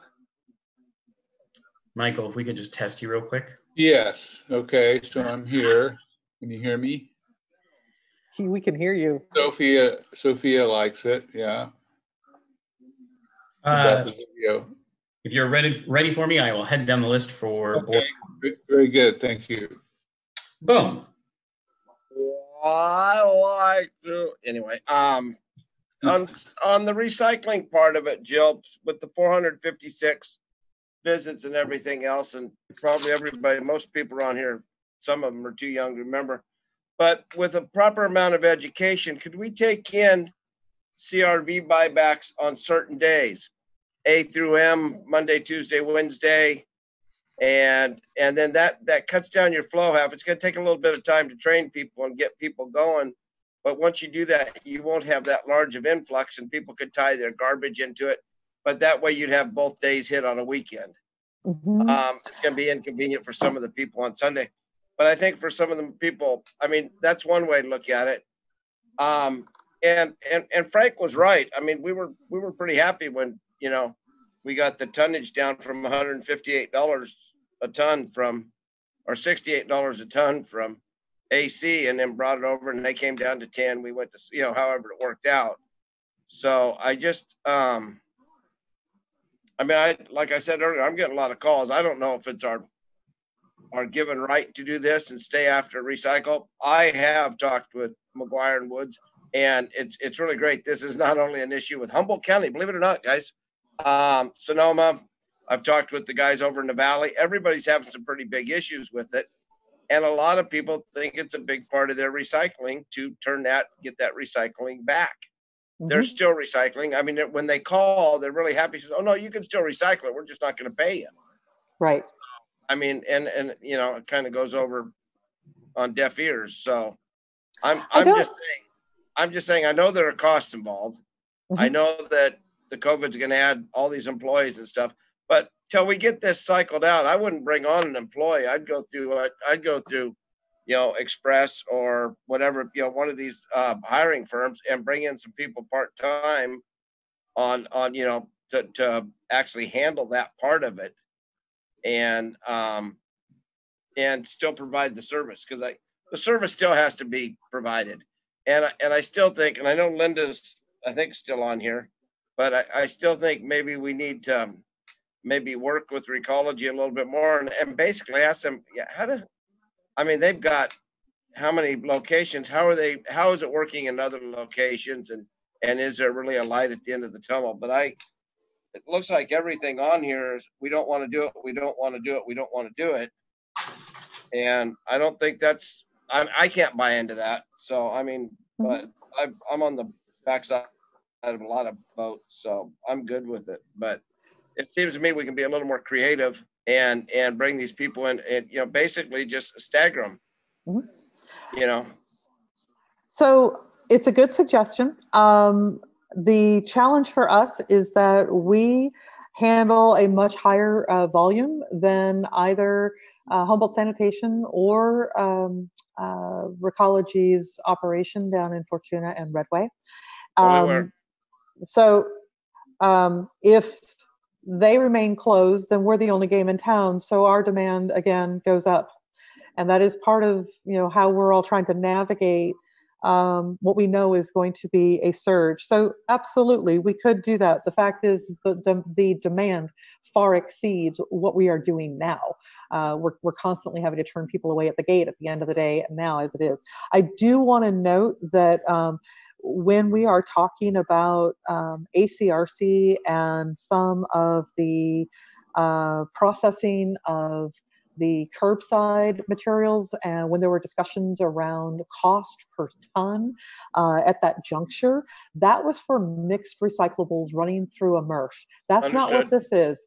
This is specific to source separated CRV buyback, and it's to provide the payout to the public that have redeemed their monies, and then again we are recouping that through the sale of commodities, which are continuing to decrease. So I do want to make sure that we separate, recyclables in terms of source, the Eureka recycling versus the curbside, and the fact that we've been having to charge people at the curb in addition to the CRV.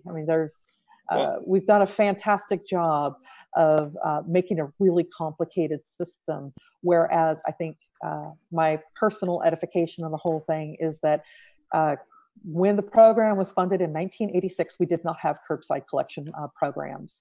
And the objective was trying to incentivize people to recycle this material. We now have recycling centers that can take this material. We now have curbside collection where the material is getting sorted and processed, and people want to recycle. And it would seem to me that CalRecycle, it would be better and more beneficial to be taking the money that the state is using to subsidize their program, because again, you pay your 5 cents, you get your 5 cents.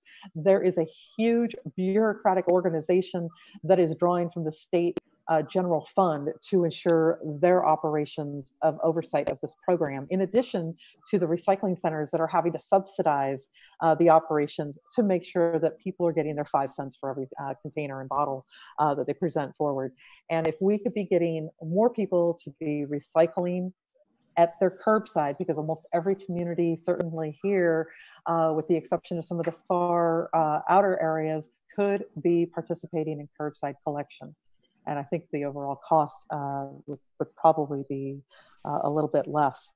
But in terms of looking at alternative days, that is certainly something that we could take a look at. I do see that there could be some real challenges around that, but and you're right. There's challenges. Look at the challenges as opportunities, as somebody said. I got a question for Eric. If he's still on here. Yeah, go ahead, Rick. How much of our mattress are brought in by commercial customers compared to residential? So how much does Living Styles, more Sleep World, do they bring truckloads in, or is a percentage breakdown to residential? So it's about a 60-40 split. Residential is 60%, and Recology, so franchise haulers and commercial, is about 40% of our total volume. Okay. But those are all materials that are coming from residents that they've picked up. So when you buy a mattress from Living Style and they remove your old mattress, that was a residential. They're providing a delivery service. I'm just saying, do they come in what's the difference between Joe just went to Costco and bought himself a mattress compared to Betty went to Living Styles? Because Living Styles doesn't break them down to us one at a time, do they? No. So Living Styles normally will give 10 to 15 per truckload, whereas residents normally bring 1 up to 4 for box springs and stuff like that. And what's the turnaround rate from receiving them to bundling them? Rex, you cut out. Did you want to repeat that for me? What's the turnaround time from getting the initial mattress to the time it's bundled? Less than a week. I'm just trying to think if you can move that somewhere to create, that takes up a lot of the room.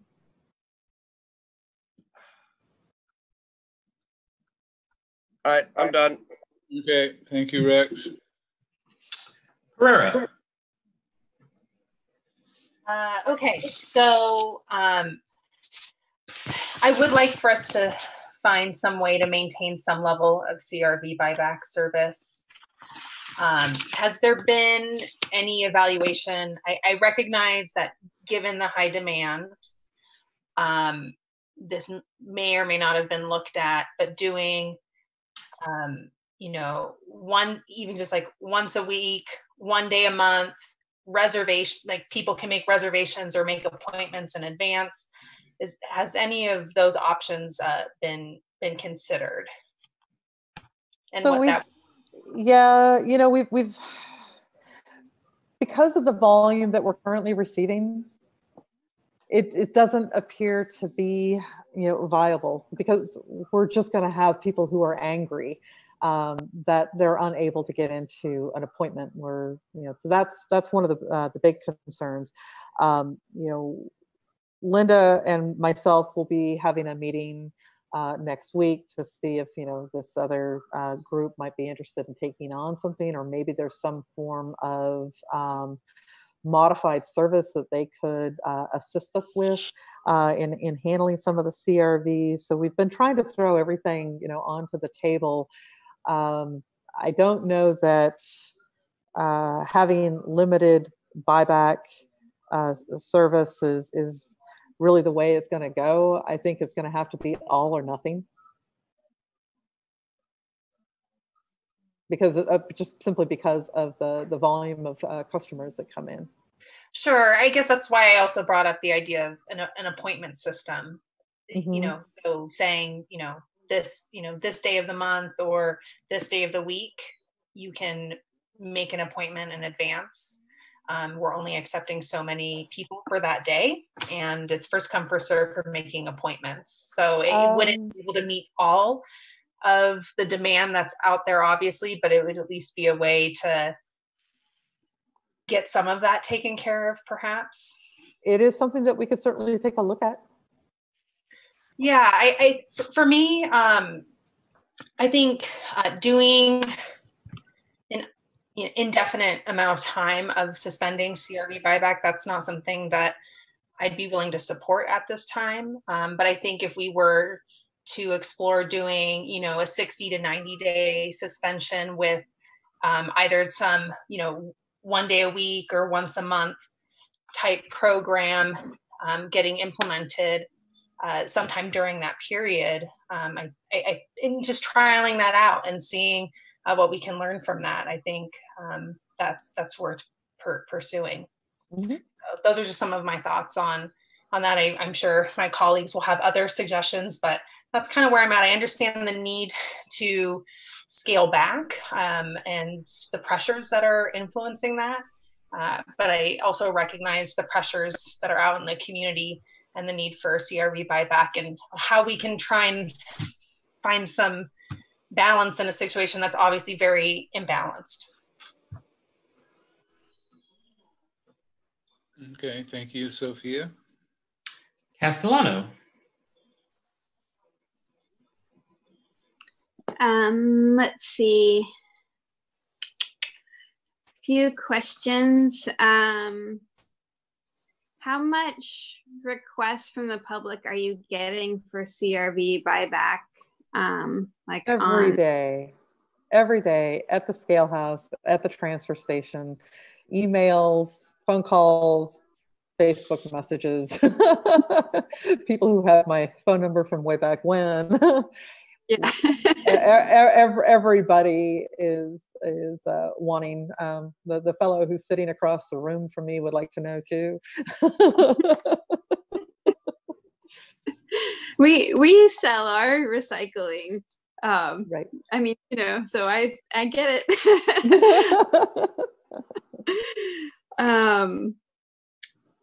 Yeah, and I guess another question is, I mean, for sure, it seems like there will still be a while yet of needing to make considerations due to the pandemic.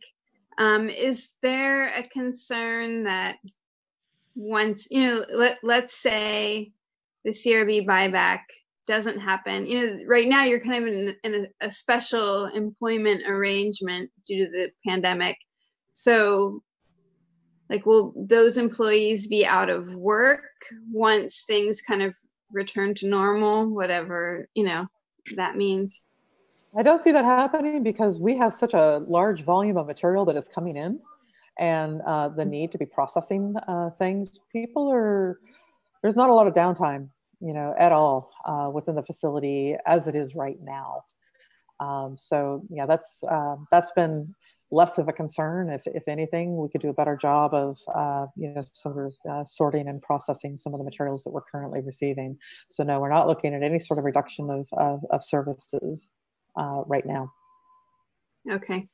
Yeah. I mean, and I guess in terms of, do you want our personal opinions now, or should we open it up for and then come back around for that? I'll defer to the chair. Yeah, just go ahead and say your truth. Speak your truth. Well, I'll say some of it. No, I'm kidding.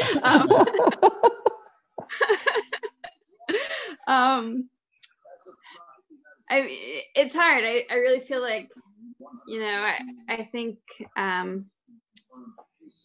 Member Wilson spoke to it well of where the local community is really put in a difficult situation because of problems at the state level. And then we see like this, HWMA ecology in particular, like having to, kind of operate this system at a loss, financial loss. But the system does provide a service that a lot of people in our community are asking for. I don't know, I mean, I definitely think that I would be fine with staff's recommendation, while the pandemic limitations are still in place. I mean, I guess maybe one more question though is like, this seems like a system that's been kind of breaking down for a while, and I don't know, I guess I just like, I'm not getting the sense that it's going to change, but then, or I guess I'm curious from your perspectives, like, do you think that there's like what might be the possibility for change if we stop sort of helping keep it alive, like helping keep this kind of failed practice alive. So, a couple thoughts, one, and I kind of want to address, so Rex, when I was putting together all of these staff reports, I can't begin to tell you how much angst I've had in the course of developing this, because many of you who have worked with me over a number of years, obstacles, hurdles, barriers, whatever, we're going to find the sweet spot. We're going to be able to figure out how to make it work. This is the first time that I'm having to come to you saying, we're really struggling. We don't have an easy fix. And it's been really hard not to be able to find the sweet spot that's going to be able to remedy this problem. And this one does not have an identifiable fix for HWMA because it's a state program, which segues into your question, Leslie, which is essentially, will our action or inaction do anything to change the state? I don't think so, because as Rex noted, community leaders throughout the state are saying we have an antiquated system and it's broken and it's not working. Monterey Solid Waste Authority, which handles in a day what we take in a month, has said we can't do CRV buyback anymore because of the cost that has been ongoing. And the fact is that we are subsidizing and charging our solid waste customers almost $10, a ton to support the overall Eureka Recycling Center, activities. And I readily acknowledge that's for a whole litany of different things, not just CRV, but we are also subsidizing it, at the curb also. So there's a lot that is happening, and we desperately need the state, and we desperately need our elected officials to be putting pressure onto the state and onto the governor. And this is the worst time to be trying to do that because they have far more pressing things. So I don't have an easy answer for this one. And that's very frustrating for me. Very frustrating. I'm sure. And so the reason that we have this before you all is this is a political decision, and it's a fiscal decision. It's beyond what our staff is able to do right now. So we are looking to all of you to provide us that direction and provide us some blessings as far as where are we going and handling this. I mean, I think just to kind of come, thank you for that. And, I definitely feel you. I mean, again, I'm personally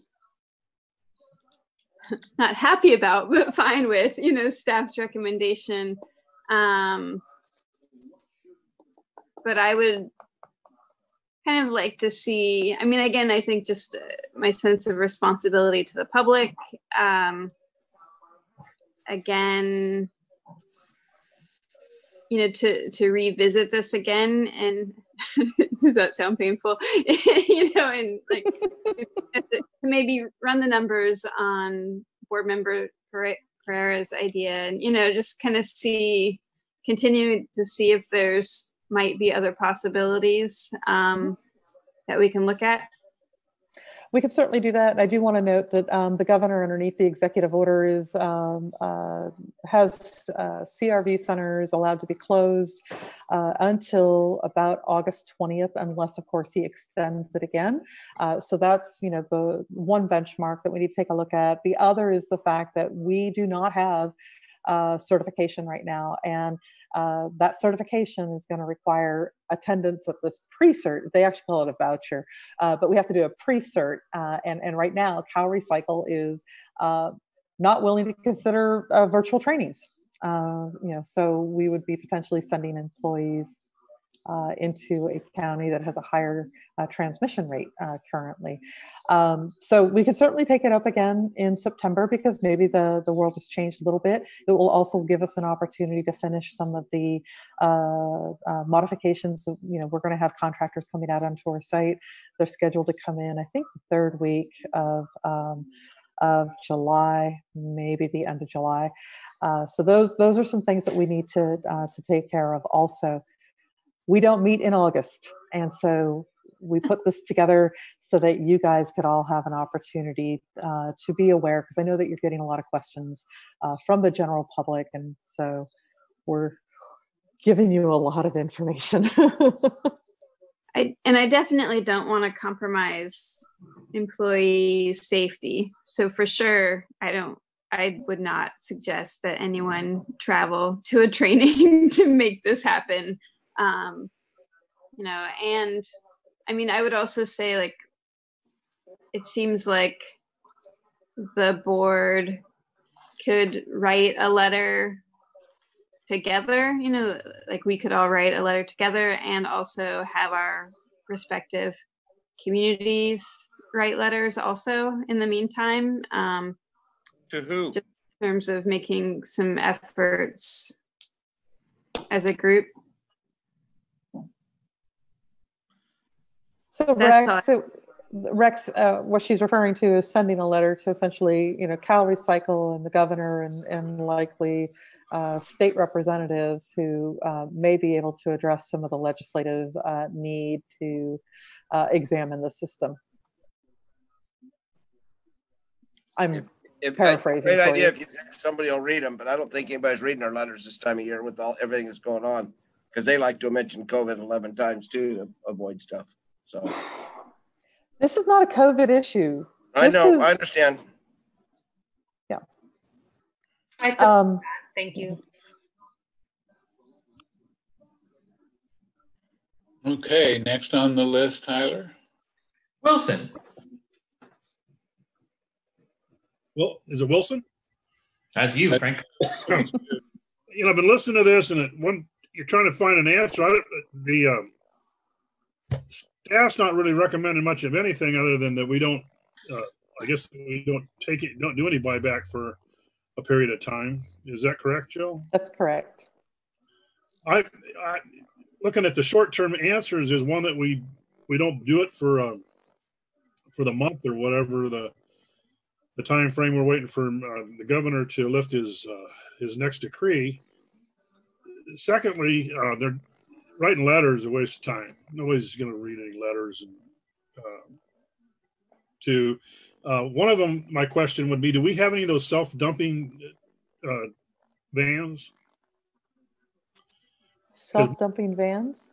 Yeah, well, you know, we have the big chip truck ones that dump stuff. Walking floors. Oh, the walking floor? Yeah. Trailers? Yes, I think that's what he's talking about. Walking floors. Walking floors. You're correct, Rex. My suggestion would be to, instead of writing a letter, you could write a letter that you could take to the top of the pile, but I'd load one of those things up and drive it down to Cal Recycle or Governor Newstrom's office and pull in the front yard and run the thing out backwards, and put all the recycled CRV on your front lawn. And we're only what you say Monterey does a month's worth of our stuff in a day. So the state of California has a major problem, and I don't have a solution. One, for the people that I hate to say it to, I know what we did. If the recycle is not breaking my bank, I mean, I'd like to get my nickel back, but I can also just put it in my recycle bin and call it good. Time I spend the money for the gas and to go down and sort it and bag it, we just throw it in the recycle bin now, except for the cans because they don't take up that much space. But one is just suggest to the people to do that for the next month or two. I don't believe we need to spend money to hire people. I don't need to open up the doors. We certainly don't need to go to out of the county and go to some school because the people that won't respond to us won't do a virtual when everybody else in the state of California is doing virtual meetings. And Rio Dell asked to go back to city council meetings, and the state or the county health people said that was a no. So whatever. I guess civil disobedience and dump a chip load of recyclable busted up glass on the front lawn would be my alternative to the answer. I would support that. I think that would too. Yeah. Political action, it's called. That, I'd write a letter. It gets attention. I mean, is what we've seen. What it takes to make a statement, and we're all in it together. So rather than hang in there, we're either hanging in there ourselves or we hang together. So just take it down and do it. Enough of my comment. Hogan. Okay. Where to go with all of that? I definitely am not comfortable with suspending it for just an undetermined time period. Although I do understand that it's a larger issue and we don't have a solution for it.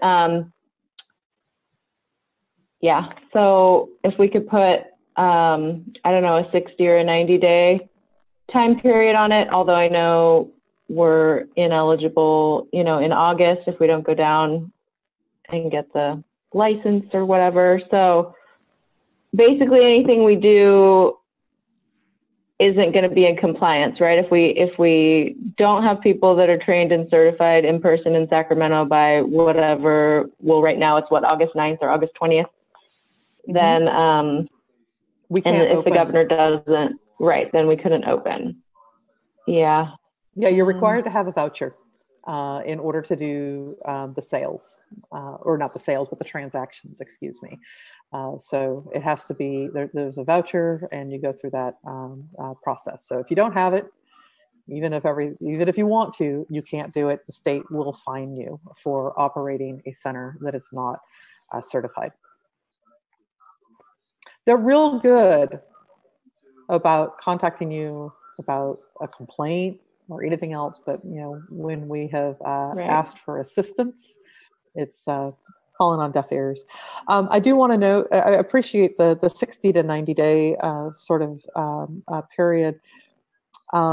Realistically, and I think that many of you are probably receiving updates from OES, or at least people within your organization.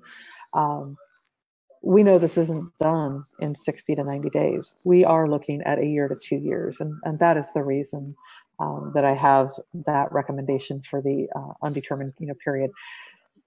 If it appears that infection rates are going down in Humboldt County, and of course, that falls in line with the health department's plan that was approved by the state. If we are seeing that number stabilize or decrease, that would fundamentally change how we are looking at things also. So even though we may continue to see coronavirus within the country, as well as maybe the state, if locally we are seeing it get under control, that helps to provide some, indication of comfort level for how we're handling things. That's not what we're seeing right now. Cases are on the increase, and we probably won't have a sense until the next couple of weeks what has transpired post July 4th weekend, as well as the ongoing gatherings that people are undertaking. And it's a really difficult landscape. Again, it's not affecting our essential services in terms of our operations, because it's all being handled primarily through heavy equipment or other automated type functions. The Eureka Recycling Center, in terms of many of the activities that are there, people come in, they put it in bins, pins are picked up through forklifts, and it's all handled primarily with automated equipment. So that's why we're not recommending that the Eureka Recycling Center remain closed. We're saying we want to open the Eureka Recycling Center so we can resume those activities, because we believe we can do that safely and protect our employees. CRV buyback just requires a higher degree of person-to-person contact, and we can't. It's more difficult for us to maintain that separation. I do want to circle back and not overlook a comment around increasing staffing. We are recruiting right now, and we only have 6 people apply. We're going to be going through the interview process pretty soon. With the ongoing unemployment benefits and the bonus unemployment benefits, we just did not see a lot of people apply, even though we know that the unemployment rate is pretty high right now. Going to Express Personnel or any other independent employer, we actually pay them considerably more. It adds about 30% to the cost because, you know, so I want to let you know that we're trying to come up with something which is going to be mindful of cost and still get us. Just needed to fold you into the loop and figure out a way that we could all be working on finding a solution, which is amenable to some degree. You're back. Hey, good. Well, I think from what I've heard in discussions I've had with Jill, my feeling is this is Cal Recycle's problem, not ours. I think Cal Recycle is being irresponsible, getting back to the certification training and not just proactively going, we're going to do this through video conference because of the pandemic. That's irresponsible. So as I understand it, currently the governor has suspended CRV through August 20th. I would think the chances of him extending that again would be rather likely. I'm comfortable with the undetermined time period, recognizing that it's not like forever. It's until, as Bill pointed out, we feel like the health conditions in the county are such that we can, if we so choose, operate safely. But in the meantime, I also support not sending staff to a gathering of people indoors. And so we won't be certified to do it anyway. So if it were just me, and short of maybe Frank's idea, which I think has lots of merit, I would push back and I'd just say, hey, you guys created this problem and now you're expecting counties and cities and operators like HWMA and Ecology to fix their problem. And I don't think it's our problem to fix. So let's see. You may want to receive public comment. Yes, that was what I was going to do next. Are there any additional comments from the public at this point in time? Probably take them a bit to get their microphones on mute. Mm-hmm. Linda, were you wanting to address this? I want to echo some of the things, thank you, Jill, that were said earlier. I think, what Rex was saying, this is, probably a time for growth and for change of this regulation. I would love to take an end dump down there and put it on their lawn, but unfortunately I have Ecology's name on it. We had more to stake. But I really think that perhaps out of this time, maybe something good will come out of it. And also keep in mind that some of the other communities are going to be coming up with some other regulations that 1383 that are coming up. I'm sure you've heard about before. And it is just such a strange law that runs counter to people bringing CRV buyback materials into a buyback center. Here's this 1383 that's about climate change and solid waste and having solid waste collected at the curbside, and then And then the same organization is also encouraging people to drive individual cars down for CRV buyback. I think right now, you know, with what's going on right now, is a way to crack this open. So, you know, more can happen. So perhaps this will be a better thing. Like I said, up to find a solution. You know, I've got another 5. I'm ready to help with the Humboldt County. Nothing crazy with you, but try. I got a note from Leslie asking if everybody can mute their mics. And Leslie, I think everybody is muted. Linda, you were breaking up, so I think she was trying to find a way to address that.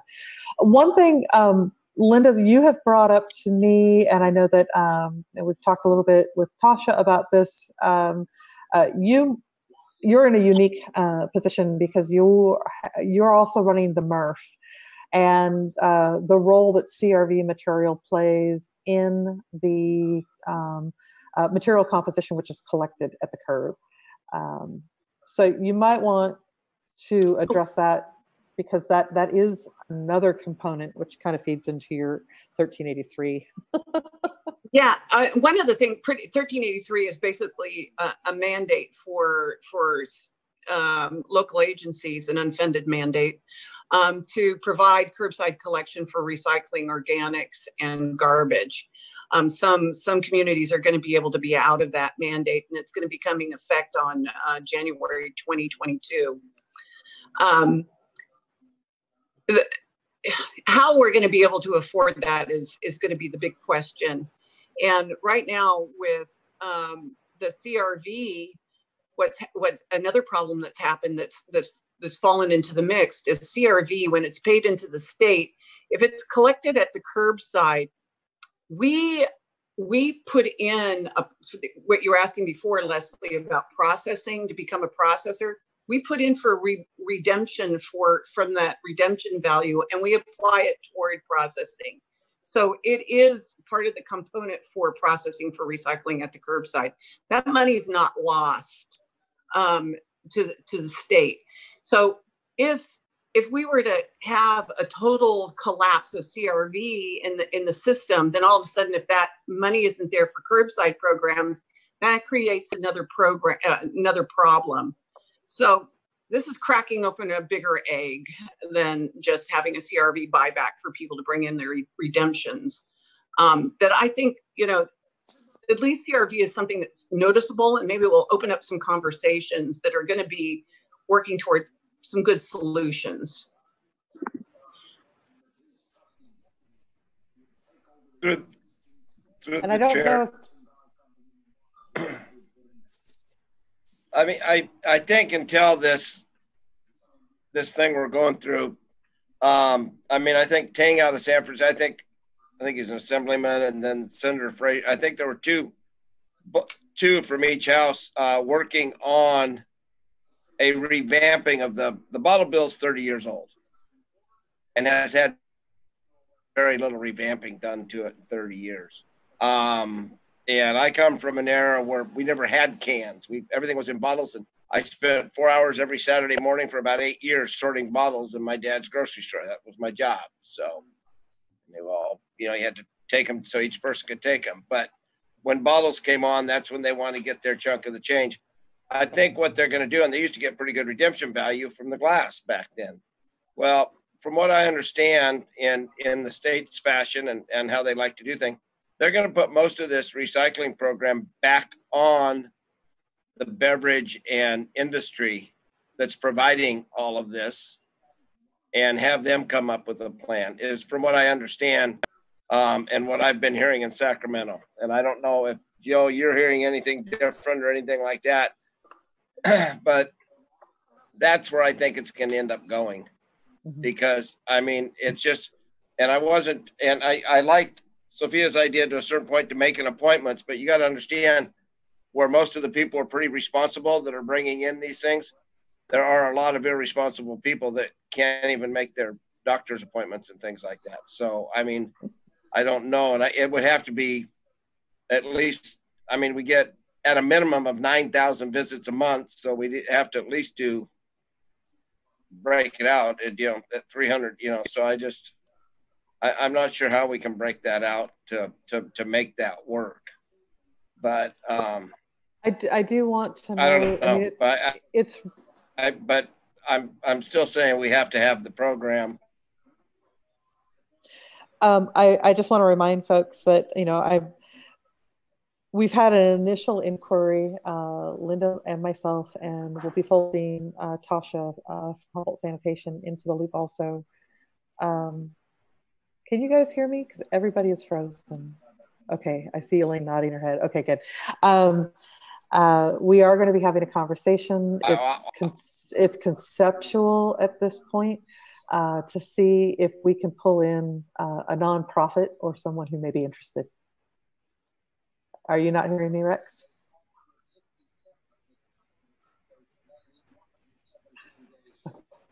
May I? I do now. Okay. May I throw out a motion? You may. Yeah, just one other thing before we go there. Jill, did you receive any emails or written comments from the public on this agenda item? Just the aforementioned email that came in from Jason Robo. It didn't identify an agenda item. So. Okay. All right. Yes, that's unless there's further comments or questions from the board, is there a motion? Yeah, so I'm going to make a motion and recognize if no one seconds it, I won't be butthurt about it, but I figured it sometimes is helpful given that we've had lots of different ideas thrown out there. So I'm going to make a motion that we do a 90-day suspension of CRV buyback with the intention that we revisit this in September at our September meeting, where staff will present an update on other options, whether that's once a month, once a week, or whatever other alternatives, or these conversations with these other interested parties. Give us some sort of update on that at our September meeting so we can determine any next steps that we would want to take.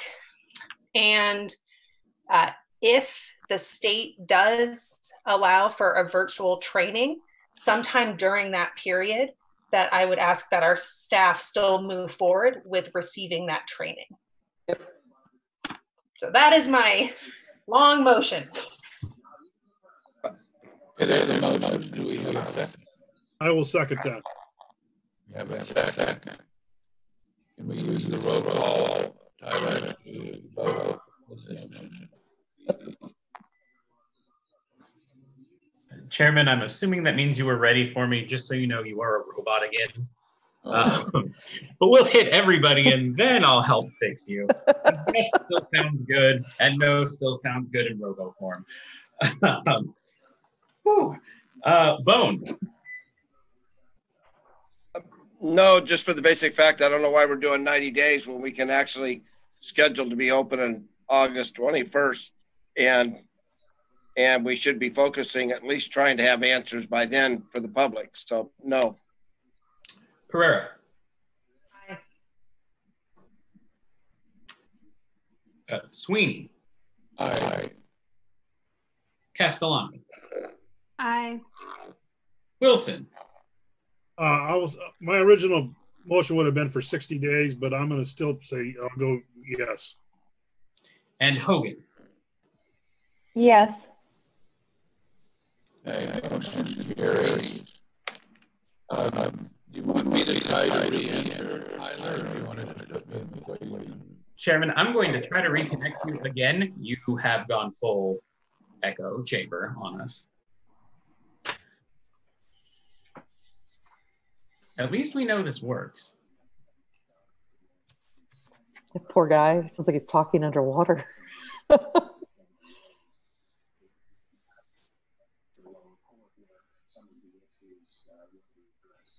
I'm gonna maybe try a solution here since we're getting close anyway. Welcome back. Okay, good to be back. Missed you all. So the next item on our agenda is Hey, Michael. Yes.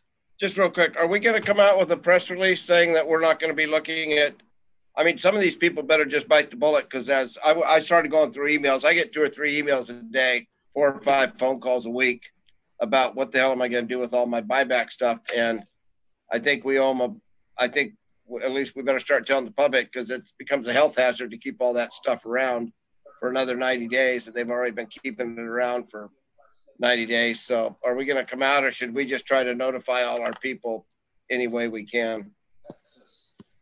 Well, again, the governor suspended it through the 20th of August. 6 weeks, but we're going. Yes, right. Yeah. We're going 12. I would anticipate, him extending it or suspending it further, but, that would be a question of Here, I would like to make a comment on that with Rex. That was also a suggestion I was going to have, that we do a press release or some kind of public notice of what we're doing, and also why we're doing it. Bring it to their attention that Cal Recycle is the culprit. The hurdles that we're having to the reasons why we're doing it isn't to be just chicken in the situation, but we're being hamstrung by the state, and the public needs to be aware of that, and they can chime in on this to help solve the problem. So if I could jump in real quick, yes, I have drafted a preliminary press release. I didn't want to be pre-decisional on any one thing. It'll be pretty straightforward to amend because I had it for indefinite. I can certainly put it and change it. I do want to note that with the governor's most recent extension of the executive order, we did get a press release out. It has run in both digital and print media, as well as Redwood News picked up the story, and that aired about a week and a half ago. And they did another one earlier this week to reflect some of the price changes that went into effect on July 1st for our facility. So I do have something. I'll be sending it to Michael probably tomorrow morning, and then we'll get it sent out on Monday, maybe tomorrow, because there's a couple of news medias that they put their print to bed on Saturday. You're not frozen. Am I frozen? Yeah, so the upshot is, yes, we can and will have a press release out. Okay. Thank you. So executive director report, are you I just want to, I know I've been yammering for so long. I just want to note a couple of things. I am tired. One is that our stormwater annual report and the inspection is complete. And again, we are finishing up our TPR that goes to the county in the next week. That'll be done. And I really want to thank and appreciate all of our employees for everything that they've been doing over the last few months. I think everybody had thought optimistically, shelter in place 2 weeks and then we get to resume life, and that's not what it is. Everybody's made a number of different sacrifices, and I really want to thank our management team, because we are all going 7 days a week, and even during our days off, we're still checking emails or checking text messages, because there's just been a tremendous amount of work to do. I do want to note that today, when we had our meeting earlier, nobody's had any time off. I mean, we're all going, and we're at a point where you're not hearing some of the creative thoughts because we're beat. We're simply exhausted, and I know that we're not the only ones. Everybody who's handling things. So, so I am asking all of our managers to give me some time and just take a week and turn off the devices so that they can begin to start recharging. I wish we could do it all at once. That's not going to happen, but that is one of the things that I really want to see everybody do, because we are in this for the long haul, and we are looking for at least a year to 2 years. We've got to find that new balance. It's really important to people's mental health, and I really want to thank them for all of their efforts in everything that we're doing. Yeah, well, I'd like to thank you for just, being anticipating issues and doing, continuing to do the cross training and the separate groups to control the spread. And I think, you know, the vacation idea is absolutely essential. We don't run on lithium batteries, so we need to have ability to recharge periodically.